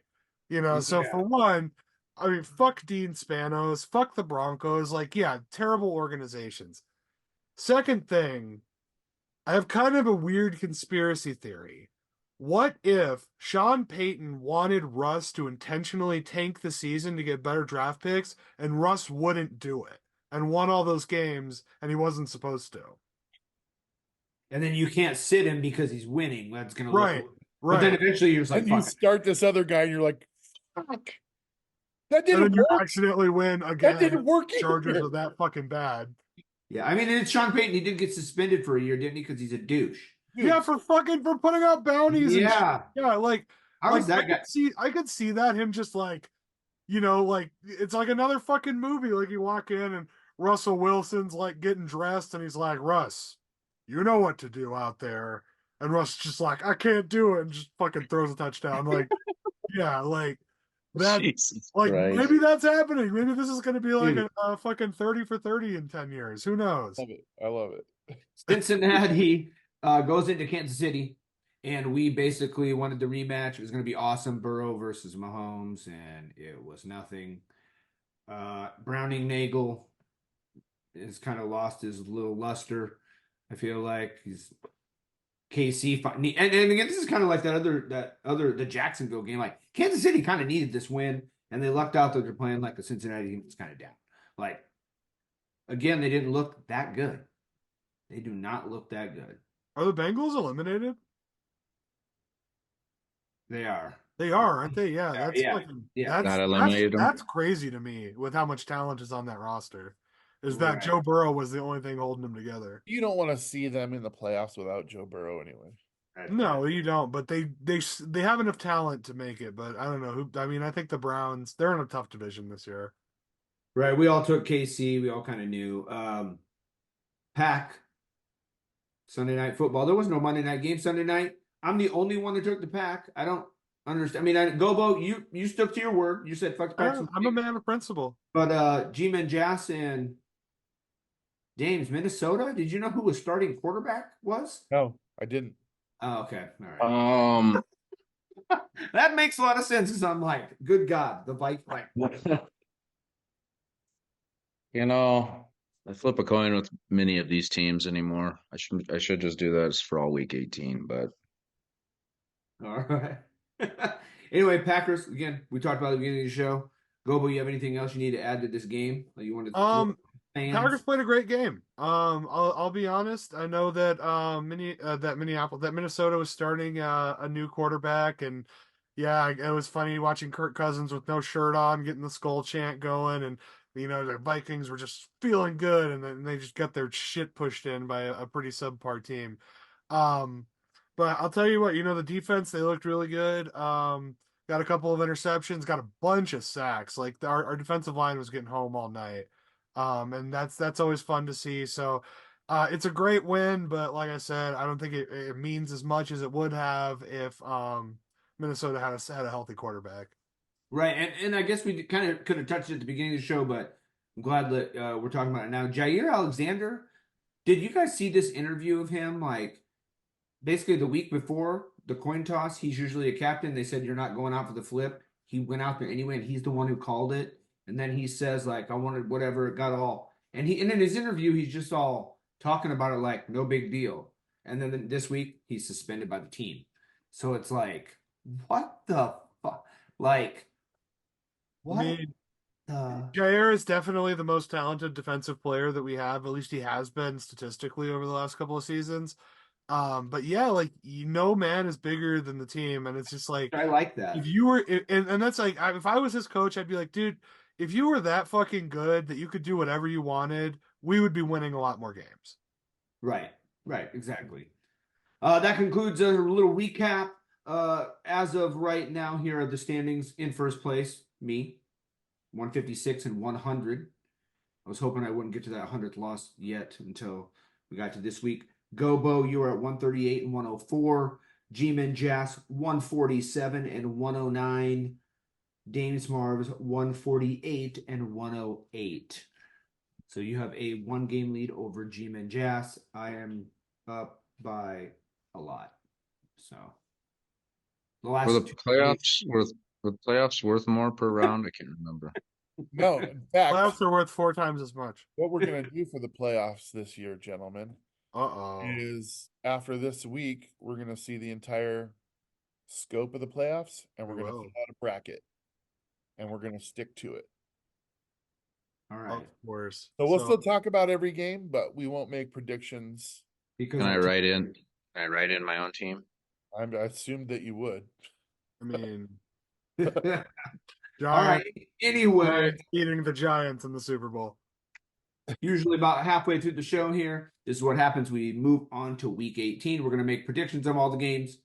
Follow along, NFL.com. You can follow that schedule. Put your picks down below. That's what we did last week when we had to cancel. So it's pretty quick and easy. What we want to do, we'd love to hear from you. We start out on Saturday this week. The first game, Pittsburgh at Baltimore. I think and I believe Baltimore is sitting most of their guys. Correctamundo. I swear I heard something about Lamar possibly not even playing in this game. So then he would have a 2-week bye. Do you guys like that? I don't like that. I don't like that. I feel like in history of football, whenever that happens, even when teams have a bye, sometimes they come out all. Well, perhaps I have mixed feelings, and let me tell you why. Yeah, there's a 2 week rusty, but then there's TJ Watt. I mean, he could kill your quarterback at any point. So I might play him the first drive, and then Right. you're okay, or you're done. Treat it like a Right. preseason game. Yeah, I mean, to me, I'm kind of like, if you're gonna sit him, I mean, I feel like you might as well. I would, because you can get him. Imagine a 100% healthy Lamar the next 2 weeks. He's just getting ready. Oh my God! Like, I feel like, yeah, why risk getting him injured in a meaningless game as well? Because could you imagine if he blows out his fucking knee or his Achilles or some shit in the last game? People will be like Bad for losing football, mind. man. That would be Yeah, that that would be would, that right. would rob the NFL of a great postseason. Yep, yep. have. So, Guys, Dave, there's two sides to every story, of course. yeah. And if you were to rewind 2007, the Giants had already had playoff berth. Patriots were undefeated, and they played in the last game of the regular season. And then the Patriots won that game like 30 some to 28, 30, 35, 30 or something like that. And um it gave the team belief that they could play with these guys. And so when the Super Bowl rolled around and we said that we were going to hold them to, 14 points or 17 points, and Tom Brady scoffed, and then we held them to 14 points. It was that game, the last game of the season, that gave us the belief that, hey, we want to get back to the Super Bowl because we know we can beat those guys. So once in a while, it works out the other way around. So you're saying to play the starters. Situationally based. All right. With that being said, who you taking, Dames? Who you taking in this game? Baltimore. Okay. G-Man.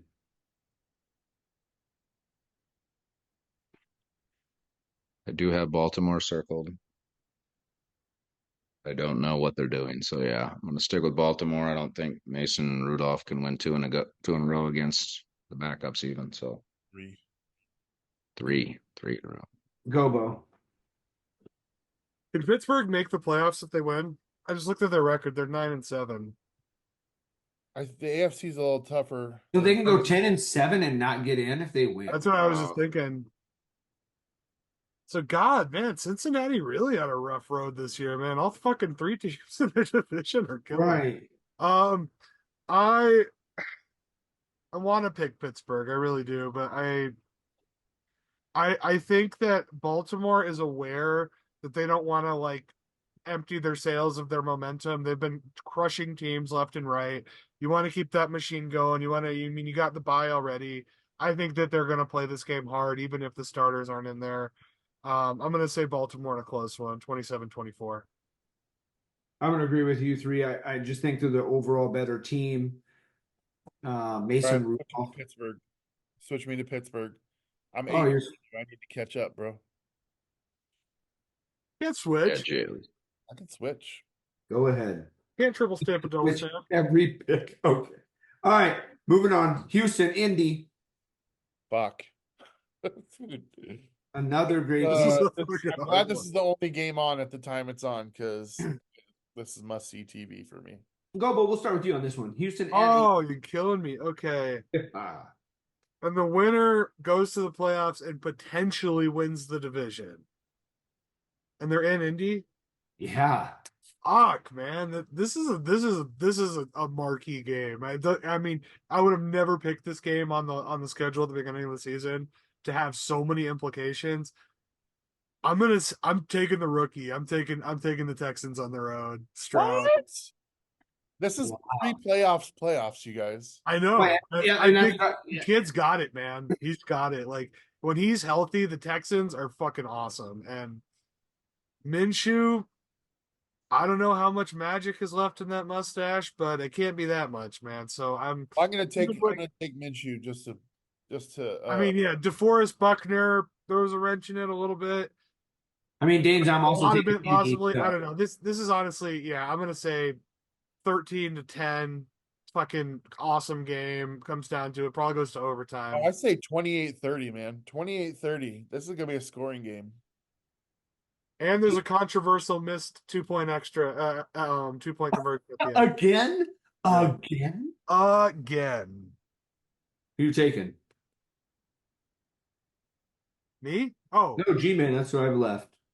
What? Houston. Oh, yeah. Houston or Indy, man. I wanted to talk about it a little, Saturday night. You're up. You're up. Saturday night. You're Man, up. You're we up. do have a show that we talk about football. Yeah, you get. Nico. I need Nico Collins to score me some touchdowns in my point-based season of fantasy versus cracker, buddy. We're down to the wire. Uh-huh. Start Nico in this game. Houston wins 28-24, and the pre-playoffs are underway. What a great game. I know, yeah, it basically is a playoff, and that's why I'm going to say I feel like Indy's going to win it because they do have the DeForest Buckner, they have the Minshew, they have Jonathan Taylor, they have this. Dude, but do think back to week 1. This game, we would have looked at the schedule and been like, what a piece of shit. Who gives a shit? But I don't know about you guys, but I've kind of like got the Colts under my wing a little bit this year. Like I kind of dig what they're doing. I mean, how do you not feel that way about Houston too? Like both these teams are kind of sad sack To be franchises. honest with you, Both look great. because VT is a bitch. VT. Wait. He does like VT. I can't stand him on Twitter, dude. He's so fucking. It makes me hate, dude. It's like that's why I hate the Huskers because of their fans. Hey, Okay, we would have there's a been- lot of reasons to hate the Huskers. Yeah. we would have been excited. We would have been excited for Stroud and Richardson week 1, but True. not this level. No, that is 100% true. But Gobo, to your last comment, there are a lot of reasons to hate the Huskers, but very few of them are the players on the field. Very Fair. few of them. There. Yeah. It's I don't know. everything else. Was I it mean, I Eric- actually hate Eric the players Crouch and or whatever. Yeah. that coaches, guy- the players, the staff, I hate it. Actually, I do hate the players. I hate all Husker players. It's fine. I can't think of any good Fuck Packers. the in Huskers, the dude. I hate them. Yeah. I love all my friends that are Husker fans, and that's cool, but I hate the Huskers. All right. Taking in Ndamukong Suh with the #1 pick. Oh, fucking Dominic Sue. Fuck that guy. Tampa Bay You guys are delirious. I would going to Carolina. Tampa Bay I mean, a Hall of Famer at D tackle. need to rebound. Tampa Bay. Are we all taking them? I mean, Yeah. like, 80-0. Yeah. G-Man, Tampa's going. you upset again? Tampa needs momentum going into the playoffs. They're going to rampage the poor Panthers. Yeah.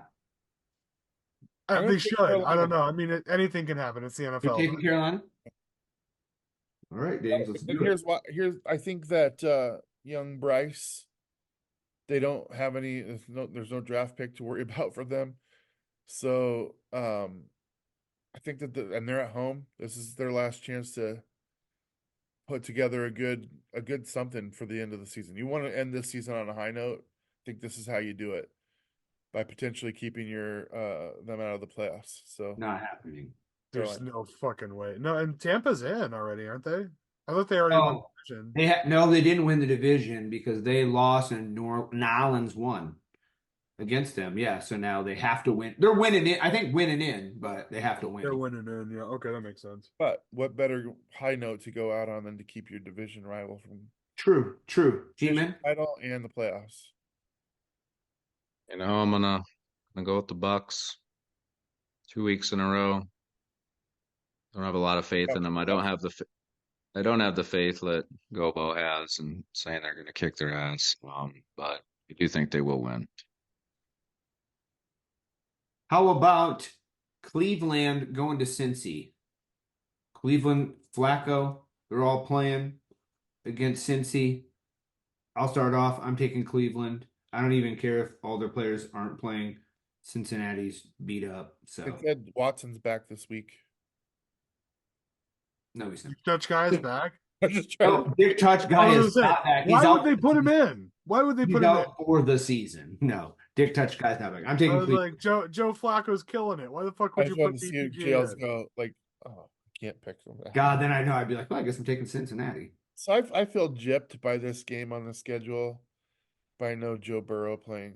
Honestly, you guys, we said it here 100 times. I want to see the best football, and it's just not being played without Burrow on the field. I gotta go with Cleveland, but don't don't sleep on Browning. He still can be Right. effective. He Still can't. got great players on his team. So Yeah. I mean, I think that like looking at this game on the schedule at the beginning of the year, like you would say, yeah, one of these teams is going to the playoffs, doesn't really need to win. They're probably going to rest up, and the other team is, going to be struggling with a bunch of injuries, have a bunch of rookies playing. And I would not anticipate the fucking reversal of what I would have thought at the beginning of the season. So, yeah, Cleveland's gonna win. They're still vying for position. Miles Garrett's playing. Flacco's playing. Like all the stars are in, and yeah, Cincinnati's beat to shit, and they just want to get to the offseason. G-Man. Want to get there with a win, baby. Cincinnati. I think Cleveland is going to be benching a lot of players because I believe they're stuck in that third spot. One home game. Depending on results, they'll be going on the road. So Oh, yeah, just in the they're in going to the rest Cooper, maybe Miles Garrett, or whatever spot it is. Bungies All at right. home. Next up, Minnesota, Detroit. Gobo, we'll start. This is your division. Minnesota, Detroit. Oh my God. I picked Minnesota the last time when there was like playoff implications in play, and they lost. And so now, do I pick Minnesota when they have nothing to play for? I can't. Like this is like the fucking like I'm with Dames. Like I'm not even excited about this week except for the Bears Packers game and the Indianapolis Houston game because like none of these fucking games matter. Detroit's gonna win. They shouldn't have any problems. Minnesota, they're also done for the year, so they're just gonna get to the offseason, try to figure out what they're doing. Yeah, Lions in a boring game, 21 nothing. 21-3. I'm with you. I'm going to take Detroit at home. I feel like once again, Minnesota's done. Detroit's at home. They still want to win, get into playoffs, going in and win. Dames. you guys, I don't like week 18 because Right. No, I hate it. there's teams that don't have anything to play for, and there's teams that have everything to play for, and then there's teams that don't have anything to play for but want to play spoiler. And it's just really hard to know with the playoff scenarios who's going to be sitting who and what their focus is really on. Trying to not get hurt would be a lot of these teams' focus. Man, I'm really pissed at Dan Campbell, honestly. Like, that's one of the worst coaching decisions I've ever seen in my life. Ego is what led to that. But I think that they can bounce back here against what appears to be a hapless Minnesota team. Yeah, I think I got to go Detroit, but I'm really not confident that they're gonna roll it. Right. I'm with you guys because week 18 is just a weird fucking week. I feel like you just flip a coin on every game. G-Man. Got Detroit at home. I believe if they win and somehow the Giants and the Washington football team beat the Eagles and the Cowboys, Detroit can get the number 2 seed. So, I mean, I feel like they're going to at least want to win that game, which I believe is at noon, and all those other games are in the afternoon. So, Detroit has a little bit to play for with a little hope, but they'll win either way. All right. That makes 4 for 4 I on like Detroit the Rock City. Yeah. Jails. I didn't realize you hadn't picked it. No, I did. I already picked. Okay, I like that he brought up that scenario because the 2 seed is super important. But it's a little bit less important because they already are going to be playing a home game. So I mean that is something to consider, and it'd be great to have on their resume. But again, Well, plus if the 1 seed gets knocked off, you get a Yeah, I mean, it's not likely, but it has happened. does happen. All right. Oh, shall. All right, we're gonna move on. New England.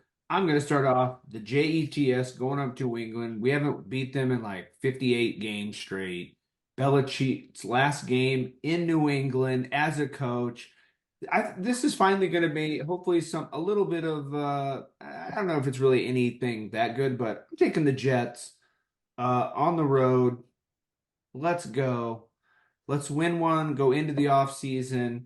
Rodgers can start working out in the offseason with all these players. Let's go, Jets. James Marv shaking your head. What? What, bro? What, bro? Okay. If this is Belichick's swan song, do you really fucking think the Jets are gonna beat him? Yeah, this is the time. This is exactly why they will, because A, it's the Jets. B, this is what happens in sports. I'm Like, sorry, I got Belichick at home in his final Yeah. game, continuing his partial ownership of the Jets organization. Gobo. I fucking hate agreeing with James. I really do. But yeah, I'm sorry, Gels. The fucking Patriots they're gonna win out of ceremony if nothing else. And yeah, it's gonna be a bad game. Both teams are frustrated. Guys are fighting for contracts. It's probably gonna be some fighting. I hope think so. it's gonna be an ugly game, but I think the Patriots will win just for the fact that fucking Belichick can't leave gracefully. So 6-5. Are they carrying him off the field if he wins? Yeah, they're gonna Rudy him. They're gonna Rudy him. And then You sticking with Mac Yep. Jones is gonna drop him. Throw him to the Jets for an interception. Um, I think both of you guys, all three of you guys, have a good.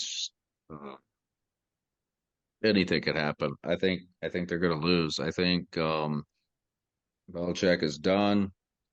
I don't even know if anyone is actually going to want to go after him as a head coach, maybe a coordinator, because I don't think the investment is there where you can really uh, build long term with putting him as your head coach.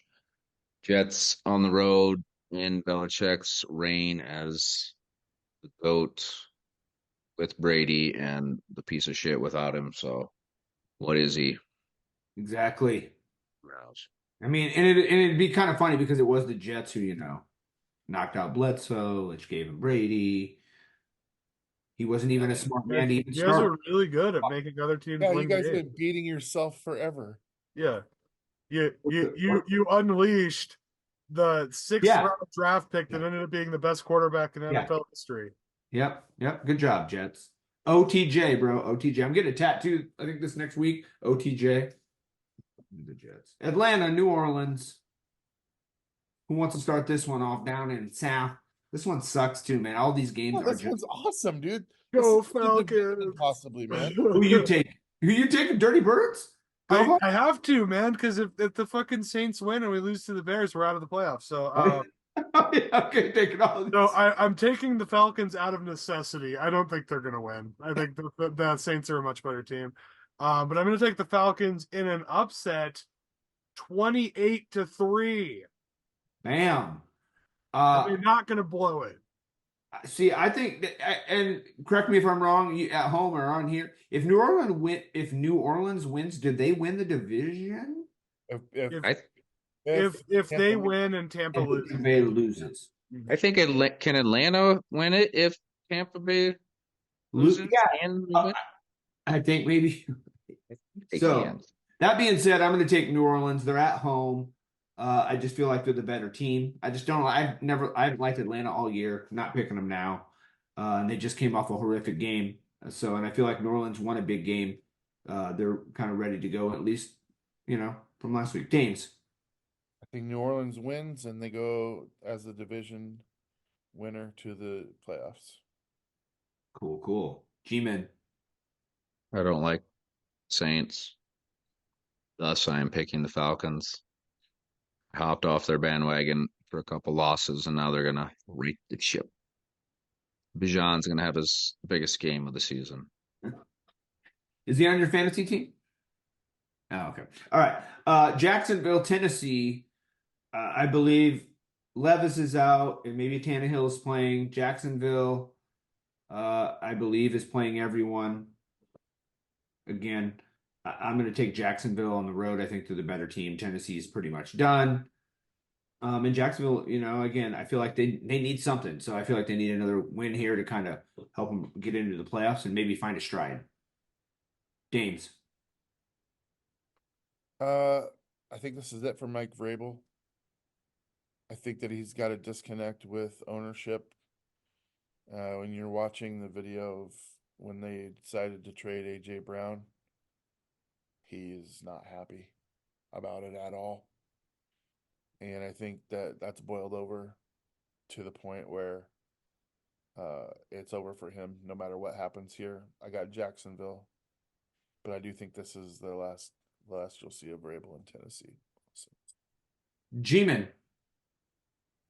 And you wonder why they let him be in the draft with Levis, Malik Willis. Like, yeah, they got a lot of questions to answer. So, they will lose. Jackson will win, and I believe James is right. They might be going for Bill Belichick. Gobo. Yeah. Tennessee is not going to hire Bill Belichick. I don't know. Anything could happen. Who fucking knows? Jacksonville's going to win this game. I hope, honestly, like, if you lose this game, Jags, like, Yikes. that is big money problems coming up. Like, you are potentially out of the playoffs, potentially, like, Trevor Lawrence, he's got a big contract. I mean, it's like, what free agents are you going to attract? You have a terrible draft stock. Like, the Jaguars, they could be rejoining NFL very quickly if they don't pull this win off. So they're going to win. Tennessee has nothing to play for. They're playing Ryan Tannehill, who's at the very tail end of his career. Derrick Henry's at the tail end of his career. They got a pretty suspect defense. Yeah, Jags 27-10. James, we're up to you. Seattle at Arizona. Tell us why the Seahawks are going to win. I have no idea. They're gonna win just because they have a better roster. That's all I got for you. Okay, that's it. I'd be surprised if we lost because like the pressure's on to make the playoffs. I will say that in years past, in this scenario exactly last year, we had to win and the Packers had to lose. And we won, and then we had to sit and watch. But these games are going to be at the same time this year, so I think Seattle gets it done. I don't think it's going to be an impressive win by any stretch. I don't really even look forward to playing it because I don't think Arizona's a fun team to watch. I'd way rather this be a game against the Niners for the third time, just because there's something to watch there. Yeah, Seattle by maybe half dozen. All right. G-Man, who you taking? Hey, Kyler's back. Something to watch. Connor had a resurgence. They're going to run off that momentum from that Eagles comeback win, and they're going to win a game real close. And Seattle will be in hell with the rest of us. I'm going with G-Man. I think Arizona at home want to play spoiler. Obviously, they're not going to spoil them if they lose but if they beat Seattle, it just pushes them. They're out, right? If they lose Seattle, no matter what. Hang on, I got it right here. Seattle must win or tie. Yes. Right. Okay, so Tie. I'm gonna take Arizona at home. I do like what they were doing last week against Philly. The only And time Pete Carroll's career has been in Arizona. But dude, seriously, you're gonna pick them just because they beat the Eagles, who aren't even that good? Yeah, because you Come out also with lost to something better than Pittsburgh, that. who's not that good. Come out with something better than that. Come at you with what? You lost to Pittsburgh, who's not any better You than. just were saying you don't even know why you're picking your own team. So I kind of picked the Cardinals because I thought I was going to gain a game on you and Jails, and then he picked the Cardinals. I mean, Gobo. it's hilarious, but I also I'm gonna make an emotional pick here, and I'm also gonna take the Cardinals. Because yeah, I'm looking at it right now. Yeah, if Seattle loses, Seattle has to lose for us to make the playoffs. If we lose, if we win, we're in. It doesn't matter. But if Seattle loses and then either Tampa Bay or New Orleans loses, then we still make the playoffs. So this is a big game for us. You know what? Seattle has shit the bed against division opponents. They've lost in big moments this year. They've played really well, but they have not played really well in the last couple of weeks. I think Kyler secures a contract next year and wins a dirty game. 17-14 Cards on the road. Or are they at home? No, it's on the. You know, it's at Arizona. It's at Arizona. Okay, yeah. Still 17-14. I hope that they do sign him long term because I don't think he's that great. But Yeah, I don't think he's very good either, but I think that he's going to play well in this game. All right, so the other game we've been talking about, Gobo, the Packers at home, and we know you haven't picked, you're picking against the Packers every week, even when it's win to get in. We know who you want to win. You taking the Bears in the I pick? mean, yeah, you guys, like, I barely have to say anything about this game. It's the biggest game of the season. I hate that it's against Chicago, but I feel a little bit better now that I realize Dames is in almost exactly the same spot. He's playing a division opponent who he should beat, and you got to win to get in the playoffs, and, you know, you're concerned that they might lose that game. So, yeah, I'm picking the Bears. Of course, I think the Packers logically are going to win. I hope the Packers will win. I have some amount of faith that they will get it done. I'll definitely be cheering for them, but I'm a man of my word. And you know what? It worked the last 2 weeks. So I'm taking the Bears. 20-19. Go Bears. Dames. I like that score. We're not really in the same scenario because I don't feel like the Packers should beat the Bears. I feel like the Bears should beat the Packers. So that doesn't. But here's the thing: like last year, we were in the same scenario where, if the Lions somehow came and beat the Packers, and we won, we were in the playoffs. So I think we get it done against Arizona. I actually think this is a safer bet this year that the Bears will beat the Packers than the Lions were last year. So I just see a Bears team on the rise, and I know that makes Gobo want to fucking barf into a bucket, but he's gonna have to live in this NFHell to see if they fuck up their draft or not. I mean, because They're gonna blow it. it's gonna be fun next year to to go through all this. They're gonna blow it because they're the fucking Bears, man. They find a way to blow this shit. Right. Did Patrick Mahomes. Yeah, and here's the thing with me is with the Packers is I feel like remember how like literally maybe 3-4 weeks ago we're saying wow Jordan Love's really looking a lot better blah blah. Then he has the next game and I'm like God he looks like Zach Wilson. And then this last game, dude, he came out and he looked really good. He moved the ball around. He moves his feet. I feel like he's improving. And again, I just don't trust Justin Fields for the Bears. I just don't. I feel like he might be playing his last game in Chicago in this game. I'm going to take the Pack at home, rolling into the playoffs. It's going to be opposite of last year because last year we thought Rodgers was going to beat the Lions. This year, maybe we think, some of us think the opposite. But I think Packers get this win. Go Pack, go. I think they're going to win 24-21. The last second field goal to win it. G-Man. The Bears. That's my boy. That's my boy. I gotta pick against both of you guys, so we're all in hell next week. No offense. I don't want to see I was you. gonna say, so in this scenario, nobody makes the playoffs from this group. Yeah. So all of us go into the playoffs with a clean slate. Yep. Yeah, has to be there. Actually, yeah. All right, next game, Kansas City. Oh, I do want to say one last thing on that game. It's going to come down to the better quarterback. That's all I'm going to say. The better quarterback in that game, not necessarily over the course of a career, but for that game, the Whoever quarterback plays the best. determinate. That's an impossible thing to gather because both those quarterbacks are very inconsistent. I know. Which one plays the best? Yeah, who's going to play better on Sunday? That's all that matters. Yeah, yep. I look All forward to watching that game. But Right. Yeah.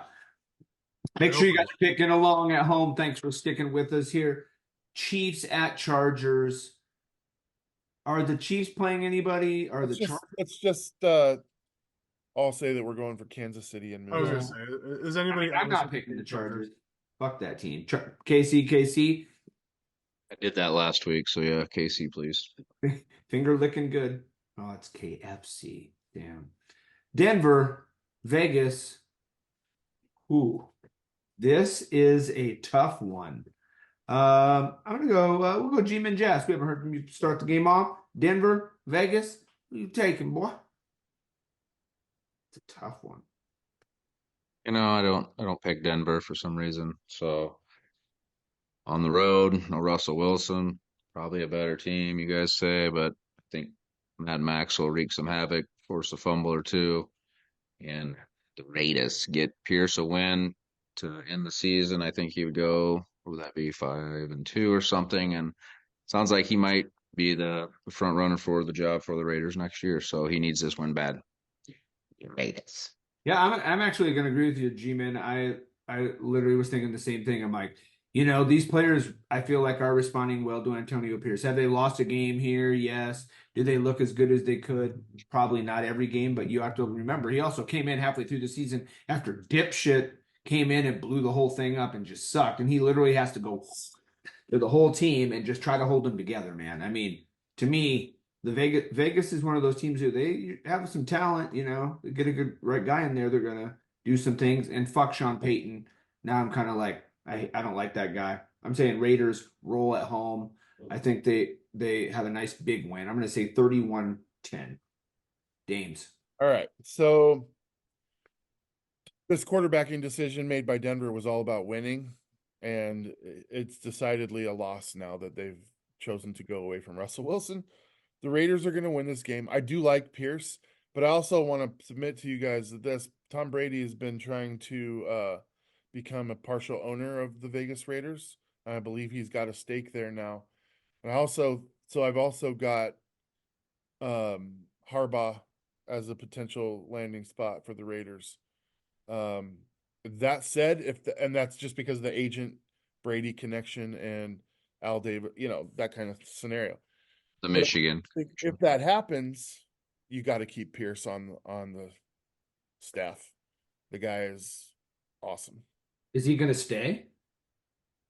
Isn't he going to get a head coaching job somewhere else? I mean, this is another debate where you could have if the Raiders don't keep this guy. I'm telling you right now, he's going to have opportunities to get somewhere else. Isn't it crazy that there's 32 coaching jobs? Tomlin's been at his job for 19 years, something like that. Belichick, however many years, 20, 21 years. Carroll, 17 years. For 14 years. How is it that there's constantly 4 or 5 jobs every year? Every season, yeah. Season. NFHell, dude. That's the NFL, man. It's like your business is wins. And the 3 coaches that you mentioned are consistently winners. Have all won Super Bowls or play multiple playoff teams, MVPs, multiple Pro Bowlers. Like they're good coaches. Right. So who are you taking in this game, Gobo? So I'm sorry, who is Denver Vegas. Denver Vegas. Okay, yeah, I was thinking about good, man. You're good. Yeah, Vegas by a lot. Vegas wins. Sean Payton is arraigned for soliciting a prostitute. Again? All right, we go to New Jersey. Philly comes to town. Tell us why you're picking the Giants. I always do, Jails. That's why I said, tell me why. That's why. Because he always That's does why. Okay. Well, the Eagles might be playing their second team, and that's about it, man. They don't really have a reason. Ready for the season to be over. Wouldn't mind, seeing Hyatt get a touchdown this season, which I've been calling all fucking season long. So, just Happened. land me one. Just land me one this game. Give me a little smile going into next season. But Philly needs this, I believe, to win the East. If Dallas loses to Washington, both games are at the same time, and I believe both teams are supposed to play, but the Eagles are rumored to just be resting regardless. So we'll see what happens. Right. Again, I'm going to go with G-Man. I'm going to take the Giants at home. I always feel like this game's always a tough game. And like I said, if Philly's not playing everyone, I also feel like the Giants are going to try to just, end the season on a win. I feel like when you have a bad year, you still want to end that last game with a win. So I'm going to say at home, the crowd shows up because they fucking hate Philly. And it's a division game. So it doesn't matter if you're 1 and whatever and they're 12 and I almost feel like I would take the home team almost every time. So Giants at home, 31-30. Dames. All right, let's look at the last 6 weeks for the Eagles. Loss, loss, loss, win against the Giants, loss, loss. Are we really going to say that the Giants are the only team that can't beat the Eagles in this struggling time? I'm not going to go there. I said it before that there's going to be a split and that when the Eagles come to New York, the Giants are going to win.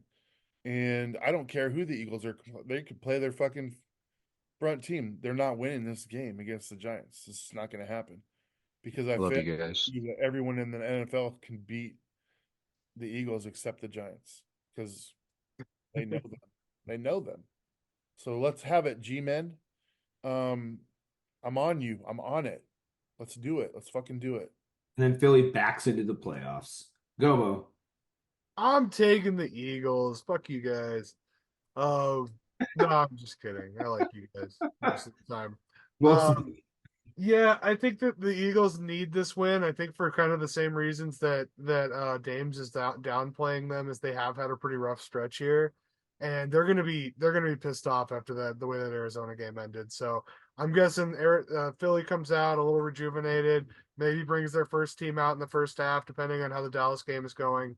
Um, I think they win a good game. I think yeah, I just like I don't really Tyrod, man. Like he's not a winner, man. Like and Danny Cutlets or Tommy Cutlets or whatever the fuck his name is, like, he's probably gonna, be on a reality show next year.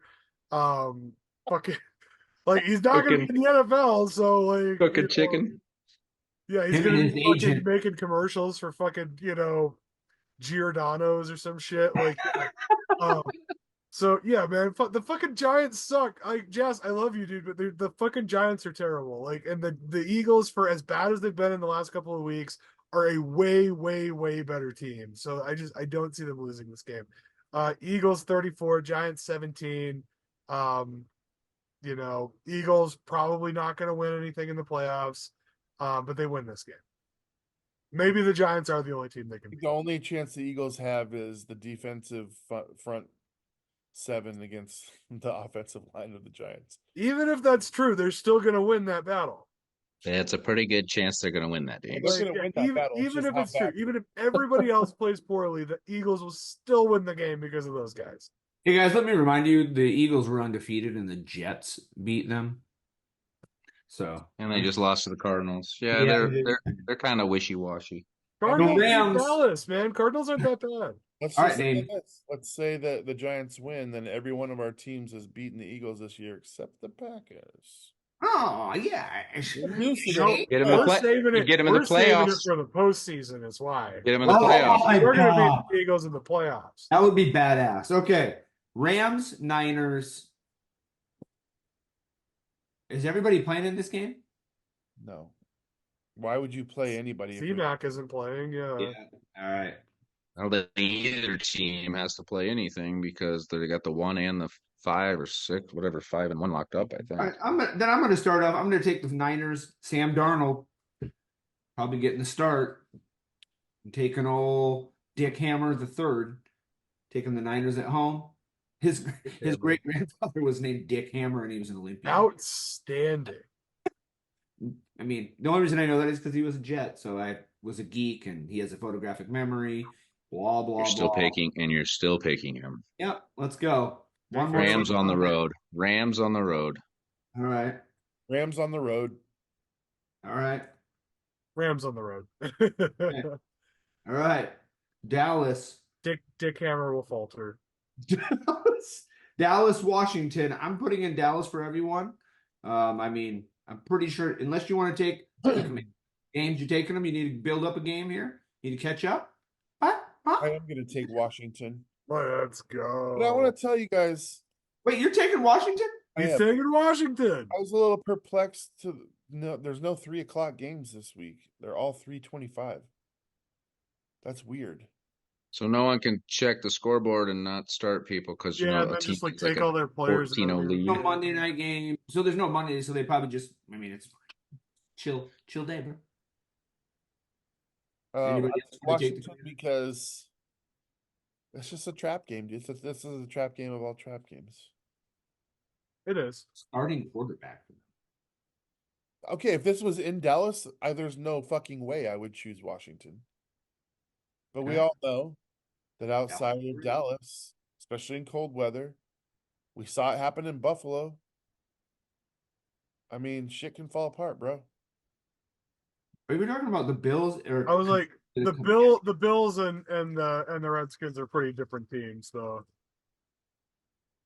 I don't know. It's possible, but I'm still taking. People to throw a ball. It doesn't really matter who's on the other side. G-Man, who you taking? I see you over there studying. You gonna try to take the? I can't remember if Dames knew, but Washington couldn't beat the Giants twice, so I don't think they're gonna beat Dallas. Could it happen? Sure. You would hope Dallas could win this game, a must win on the road to give them a little boost going to the playoffs, but the inconsistencies could show up, but I doubt it because Washington just has so many flaws that Right. talent will win. All right. And then the last game of the regular season is for the AFC East. The Bills going to Miami. I cannot wait for this game. It's like the Bills have been rolling. The Dolphins are one of those teams where everybody thought was going to be good. I think, did we have them, one of us, Dave, did you take them as the number 1 seed at the beginning? I think I was Chiefs, maybe. I don't know. I was thinking about that. We should I should check that. We should have like a highlight show of all the shit we got wrong. A professional organized show would harken back to what we said on week 1 and actually make good on let's make our predictions and then see how they played out. But we're not very professional. We need a fifth behind the scenes person to do all those things. We make up for it by being devilishly good looking. Yes. Gobo, who you taking in this AFC? Oh, of course you start with me. Oh yeah. You're gonna hate me. I'm taking Miami. I think Buffalo, I mean, they're in Miami. Fucking Reek is gonna have a lot of room to run. Tua is gonna be able to get the ball out. They're gonna be able to move the ball on the ground. Miami's got too high power of an offense. They're gonna lose in the first round of the playoffs, but I think they win the division. 49-43. A shootout. Take the over. A defensive. Nobody's playing defense in this fucking game. G-Man. Then you take the unders because that's what they want you to do. Fuck. All right, guys. This is the game I'm going to be watching real close if my fantasy league is down to the wire because I have Josh Allen and Dalton Kincaid. So I need a couple titties for the tight end. Bills. I love that high scoring action. Gobo. I'll take the Bills 49. Miami 38. I just think Josh Allen has had a few chances of that playoff taste, and he can really rise up to the occasion a lot of times. And I just think Miami is flawed in that they don't have a lot besides Tyreek Hill. So team over superstar. Bills on the road. Right, and I'm gonna go next. Part of me was like Gobo when you were like, I'm taking Miami, you're gonna hate me. Part of me was thinking about taking Miami because I'm like, everybody's picking the Bills. Now everybody's kind of putting Miami down. But here, I would say I would almost think that better. But since Chubb went out, and I feel like he has just been wrecking other teams, I feel like when that happens on defense, your defense, like the Dolphins coming into this week, they're like, where is that pass? Where's that coming from now? He's gone. We have to find some one or two, three. So I'm taking Buffalo on the road, winning the division like they were supposed to do beginning of the year. I feel like they're getting a nice little break towards the end of the year, and they got kind of lucky. They get a play for the division. So, Dames.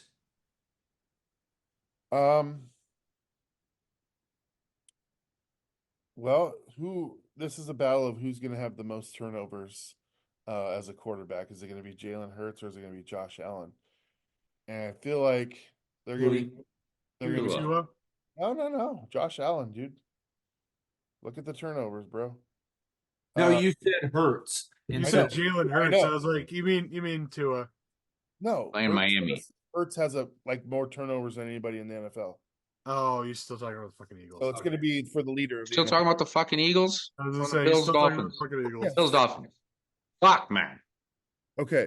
Yes, I realized Tua is the quarterback for the Dolphins. I also realized that Jalen Hurts has more turnovers than any quarterback in the NFL, and Josh Allen is a very close second.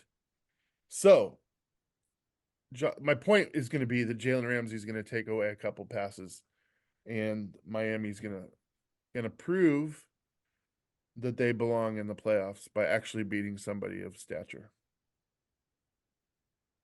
Are they though? We'll see. Time will tell. If you were a betting man, you would stick around for Ricky's picks. If you were a betting woman, you would also stick around. And if you're just a betting person overall, you would stick around for Ricky's picks. Coming Let me up, throw one last thing in here for you guys before we move out for this last week. Look at all the teams in the NFL and just really quick, give me a count on how many teams, and you can name them if you want, do you think we'll be looking at head coaching changes after this season? all right, let's just go through the division. Just pop up the division. Let's go through each team. Let's do it next week. Let's just do it next week so we can think about it. I was like, we'll know for sure after another week here. Black Monday. shit. It's happening before. Yeah, our they next might get podcast. fired before we have our next show because they might get fired. Yeah. I mean, Panthers obviously, but Arizona potentially. Patriots. All right, I'm just Patriots going to for name sure. the teams. Count on your fingers. If they're safe, say safe. Pittsburgh safe, Baltimore safe, Houston safe, Indianapolis Safe. safe, Yeah. Tampa Safe. Hey, Carolina, Yeah, No, they he's already already fired gone. their coach. Right, yeah, Cleveland, No, Cincinnati, safe. Minnesota. First year. Safe. I think safe. Safe is safe, I yeah. actually like their coach. Detroit safe. Safe. Jets safe. Yeah, Woody already came out and said he was safe. Yeah. New What he England? already said. New England is for sure. Atlanta.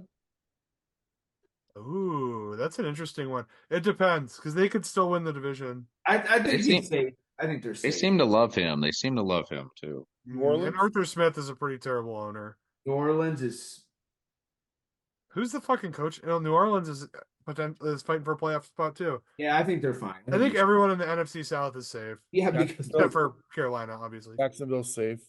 Tennessee. bye. I think he's gone. Vrabel's done. Seattle.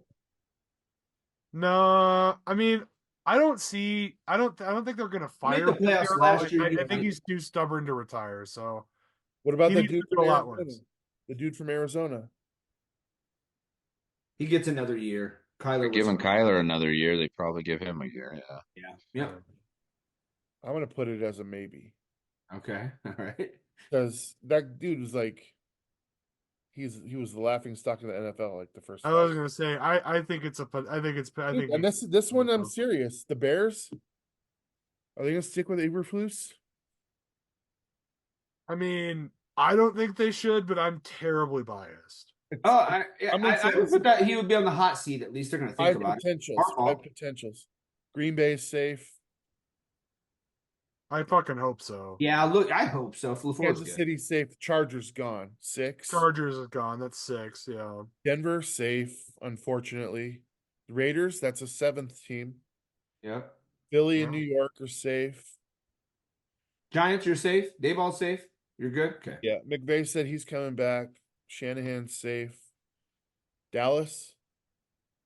Yeah. He's They don't good. win He's a playoff game. I you fucking sure? hate Mike I McCarthy. could actually see that happening because that's what shit Jerry Jones does. They get to playoffs, they lose again. He's like, you know what? You're fucking done. He should fight. Mike McCarthy's terrible. I know that he won the Super Bowl with the Packers, but like, yeah, we had an amazing team there. I would put him in the maybe because I feel like So, you're right. that's Dallas 8. loses. That's Yeah. 8. Washington is 9. Washington is for sure gone. Buffalo and Miami safe. Safe. So you've got, this is one point, you guys. 32 teams, Well, 9 potential jobs. if Buffalo loses and then loses in the playoffs 2 straight, that could get hot real quick. Yeah, that could be a third of the league. Yeah. Isn't that crazy? Like, yeah, because it's a win now league, and it doesn't matter if your quarterback's a rookie, a 10-year guy, doesn't matter if your O-line gets in. Like, I mean, the NFL is a business, and your output is wins. Like, if you are not creating wins for your organization, you're failing. And people, when you fail at work, you get fired. It happens. Yeah, doesn't matter why. Doesn't matter how. Yeah, there's no excuses. Yeah, you have to figure out how to win. One more question on this track before we hang it up for the night. What do you guys think should be the standard? Like, when you're hired as a coach, what do you think you should be given realistically for a turnaround? That is such a hard question. I know. There's Like, too many variables where many you variables. Yeah. you would want to always say, say you want to 2 say years.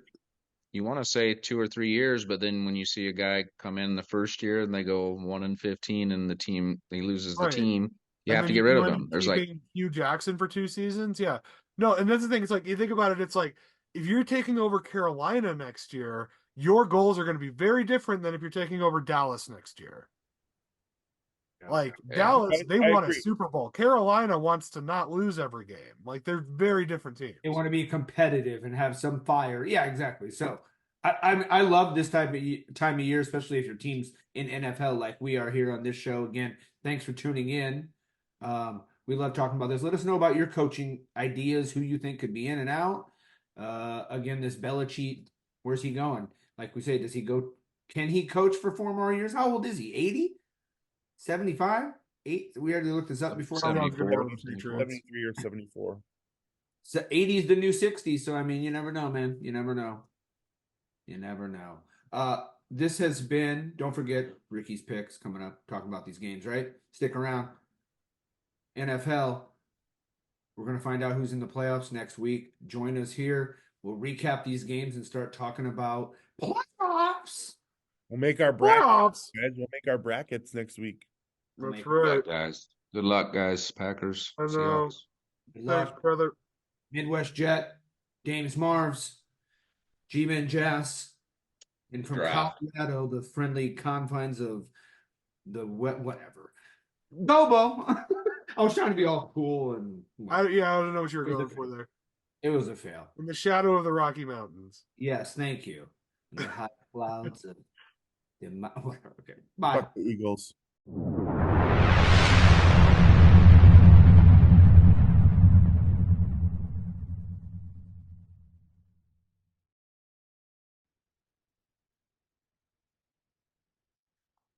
What's good? What's really good, everybody? Ricky Montalvo back here again for your Week 18 picks. That's right. Just because your fantasy football playoffs are all done doesn't mean the gambling stops, baby.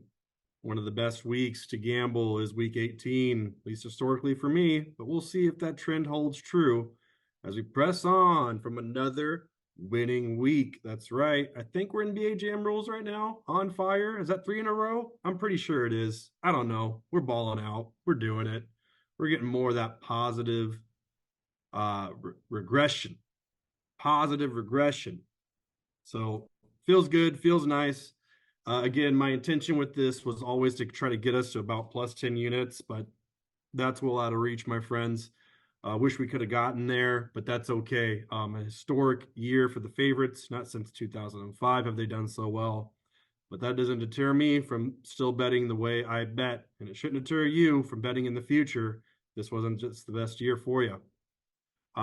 Reviewing what we did last week, it was a monster slate as I gave out 5 picks, almost 6 there. Crazy week. Cowboys -6 on Saturday. Cowboys getting after it for us late in the game and actually covering the number by 1 point with a Brandon Aubrey late field goal. Unfortunately, they decided not to play defense while the Lions had a minute 30 and 0 timeouts. So they came back and pushed us out of the cover, missing that number. Raiders +3.5. You can thank our boy Devontae Adams for a clutch touchdown grab of the football. If you saw that play, it was massive. +3.5 cashes on the Raiders. Steelers +3.5 on the outright upsetting those Seattle Seahawks. Chargers +3.5. Not gonna lie, didn't watch this game. I had to work that night, napped it out, had to get ready, didn't watch it. Oh well. It didn't work out with Easton Stick. Moving on. And then the Packers +1.5, baby. The outright. We win. Told you that defense would probably get after. They did. Jared Hall, no match for him. The offense keeps humming. The blitz, no match for Jordan Love. Let's go. 3-2 on the week. My honorable mention from last week was the Giants. They closed +6, +6.5, I believe. At the time of the recording, they were just at 5, 5.5, so I couldn't give it out. But I had told you if you could grab that number to do so. Hopefully you did. Not an official pick, but again, pay attention, my friends. And so where does that leave us here for Ricky's picks? Well, we are at 29-27, which is 52%. We are just 0.5% from positive ROI and a winning season. Again, I wish we had more ceiling here, but it's okay because I have a feeling when I return next year, that positive regression will keep on coming.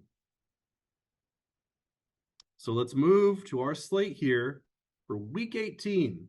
Now, I'm giving you 3 picks here today just to put that out there right away. The reason why is because our ceiling's gone, but I definitely want to avoid a bottom here where if for some reason I go 0-3, the damage is as mitigated as it can be because it's always a possibility. Now we have been on a hot streak, hoping to finish up here 2-1, maybe even the 3-0. But as you know, things can happen, the 1-2, the 0-3. So stick with me here. You've been tailing me. Finish it off right here, week 18. I'll be betting on the postseason, of course. Excuse me, I'm getting a phone call. I'll be betting on the postseason, of course. But for the sake of this contest, this is where it ends here. Can we get to the 52.5%? Let's find out right now with Ricky's picks. And the first pick that we have for you are the Jacksonville Jaguars at the Tennessee Titans, noon on Sunday. Let's have a little gander here really quick. Yeah, on Sunday, very good. All right. So what do we have here? What we have is going to be a trend that we're going to be following here for the next couple picks. We have the Jacksonville Jaguars who are in the driver's seat of their division as they travel to the Titans. The Titans getting blown out last week. The Jags, they need this game. They win it. They win the division. But this is a great opportunity to fade this Jacksonville Jaguars team in this spot. We are getting the Titans at home plus value on an inflated number after the Jags pretty much blew out the Panthers. Panthers finding out that their kicker wasn't available after he got hurt in pregame warmups, which led to a lot of poor decisions by the Panthers, but I digress. I just love this spot for Vrabel. He's at home. He's a dog. And I mentioned to you guys before that this is about the point in the season, especially here at the last week, where teams have just quit. They want to get to the offseason. But this is Mike Vrabel. It's a highly respected coach. The guys love getting up for him, love playing for him. Mike Vrabel here. Back this number. The inflation is all over it because the Jags blew out their opponent and because the Titans just got blown out by the Houston Texans. You can trust the Tennessee Titans defense here.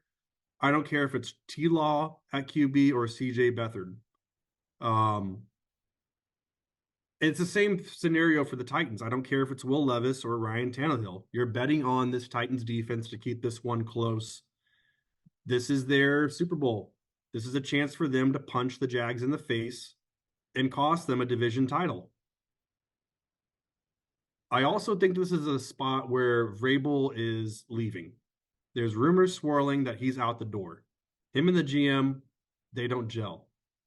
And if you need some proof of that, go back and look, what was that, just a year ago? When in the war room, you could see Mike Vrabel visibly upset when the Titans chose to trade away A.J. Brown entering his prime. Go watch the reaction of Mike Vrabel out of that. You should probably see why these rumors probably have some validity to them. He will be a day one hire, so everyone's going to be clamoring to get that man. So what does that mean for this? It means it could be a lot of emotion for the Titans here as well on top of this. Say goodbye to Vrabel. Say goodbye to Derrick Henry, his swan song. Wouldn't be surprised if he goes all out and sells out for this game and for his boy Vrabel. An emotional Titans team could very well just win this game, but we're getting +5, +5.5. You can take it all the way down to 4.5 if the number moves. I don't care. Back to Tennessee Titans here. First pick of Ricky's picks. Moving on to our second game, we have the Atlanta Falcons traveling to the New Orleans Saints. Another noon game for us on Sunday. And I'm going to be brief about this one. The same narrative here, friends.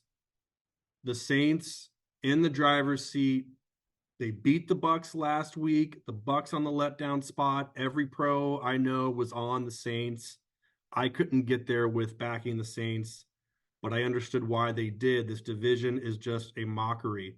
Whenever someone is supposed to perform and they're supposed to be the favorite, they just don't do it in division. It's ridiculous.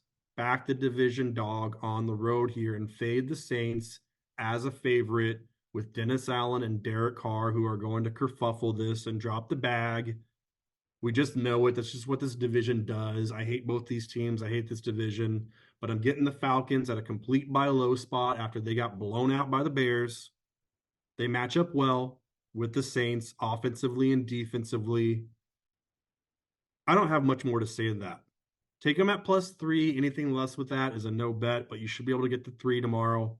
Easy stuff. Again, always recording on a Tuesday night. But back to Falcons +3. This was at 3.5. That's gone. So we can't really give that out here. So for official pick, +3, the Atlanta Falcons for the second pick of Ricky's picks. And finally, our last game, and probably one of the most intriguing games of the weekend, all these divisional combatants. There's value all over the board, people. We have the Chicago Bears traveling to 1265 Lombardi with the Green Bay Packers. The Packers coming off a huge division win. I told you guys last week. That feels so good to say. Enjoy that one. I faded the Packers 3 weeks in a row. And then I said, back them here against the Vikings. No sweat bet. Cash money in your pocket. Huge division win. And now the Packers in the driver's seat. This is a must-win game for them. If they do, they go to the playoffs. This is a playoff atmosphere game in Lambeau. The defense, I said they resurge. They did resurge. The offense with Jordan Love is absolutely humming. No Christian Watson out there. Their starting tight end not out there. The offensive line has really been getting it together. They handled the blitz well. Jaden Reed balling out. They called up Bo Melton. He balls out. This offense is humming, and Matt LaFleur deserves to be nominated for Coach of the Year with what he has done with this team since October. The Packers clapped the Bears in week 1. Outright beat them. Imagine that as a Bears fan. You're finally, Rodgers is gone, and this new kid, Jordan Love, comes into your house and beats you. The emotion that must have been sucked out of Chicago that day. The Bears fans at the end of that Atlanta game, they're cheering for Fields. We want Fields. We want Fields. They had the number 1 pick in the draft. They blew out the Falcons. I think you guys all know where I'm going with this one. Am I right?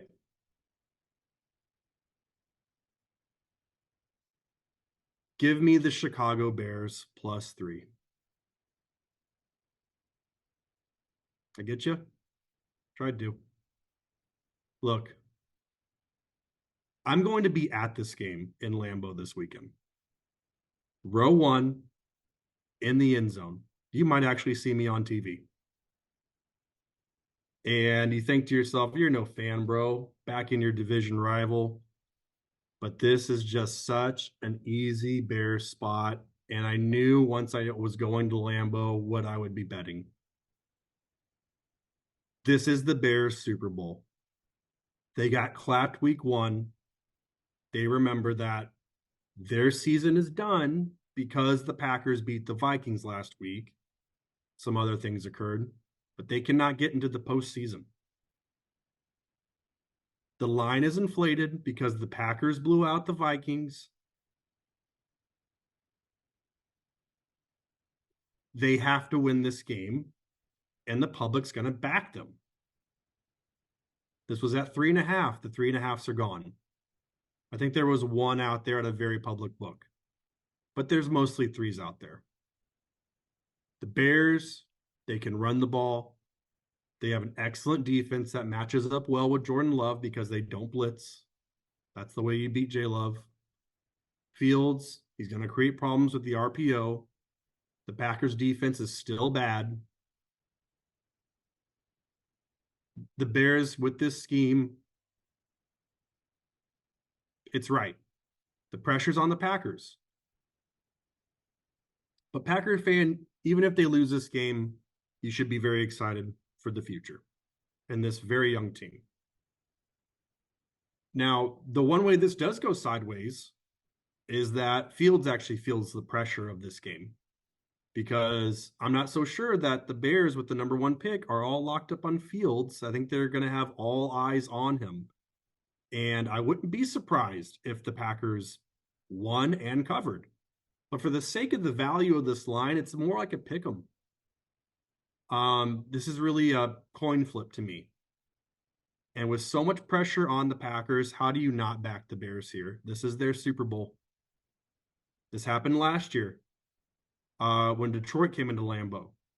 I was all over Detroit because it was the same scenario. Detroit had gotten bounced. They were playing with house money. Sunday Night Football, Packers sold.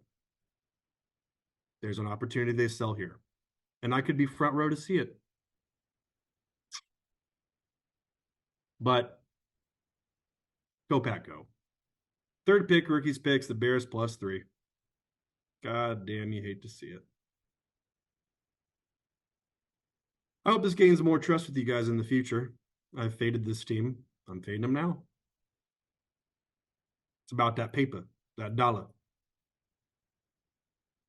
Now, honorable mentions here. I got a couple for you. I was going to give you the Texans today. They play on Saturday. They were +1.5, +1. That's when I took them. The line has moved all the way over to -1. It's moving to -1.5. I don't like that trend when the dog becomes the favorite. Not my favorite spot, so I didn't put that in here. But I like the Texans. And then the Giants, Tyrod Taylor underneath the helm against the Eagles at home. Eagles, again, all the pressure's on them right now. But Tyrod Taylor, he's a tremendous backup, and he's the starter now. I think what's going to happen, the reason why I'm not giving it to you is because it's at 5 now, and there's a real chance that people come in and just tease the shit out of the Eagles and parlay the Eagles, and it might move the number. So if that gets to 6, you can take that action too. But that is it for me for Ricky's picks in the 2023, now 24 season. Again, 29, 27, 52%. Wish we were higher. But ultimately, the goal remained the same as what I said at the start of the season, which is the real goal is not to lose money. But I got to jump. I got to get out of here. I want to thank the boys again at the NFHell for allowing me to do this. I hope to see all of you next year. Please gamble responsibly. And all my friends for the last time this season, this has been Ricky's Picks with Ricky Montalvo. I will see all of you at 1265 Lombardi, and I will see all of you in the trenches. We'll be seeing.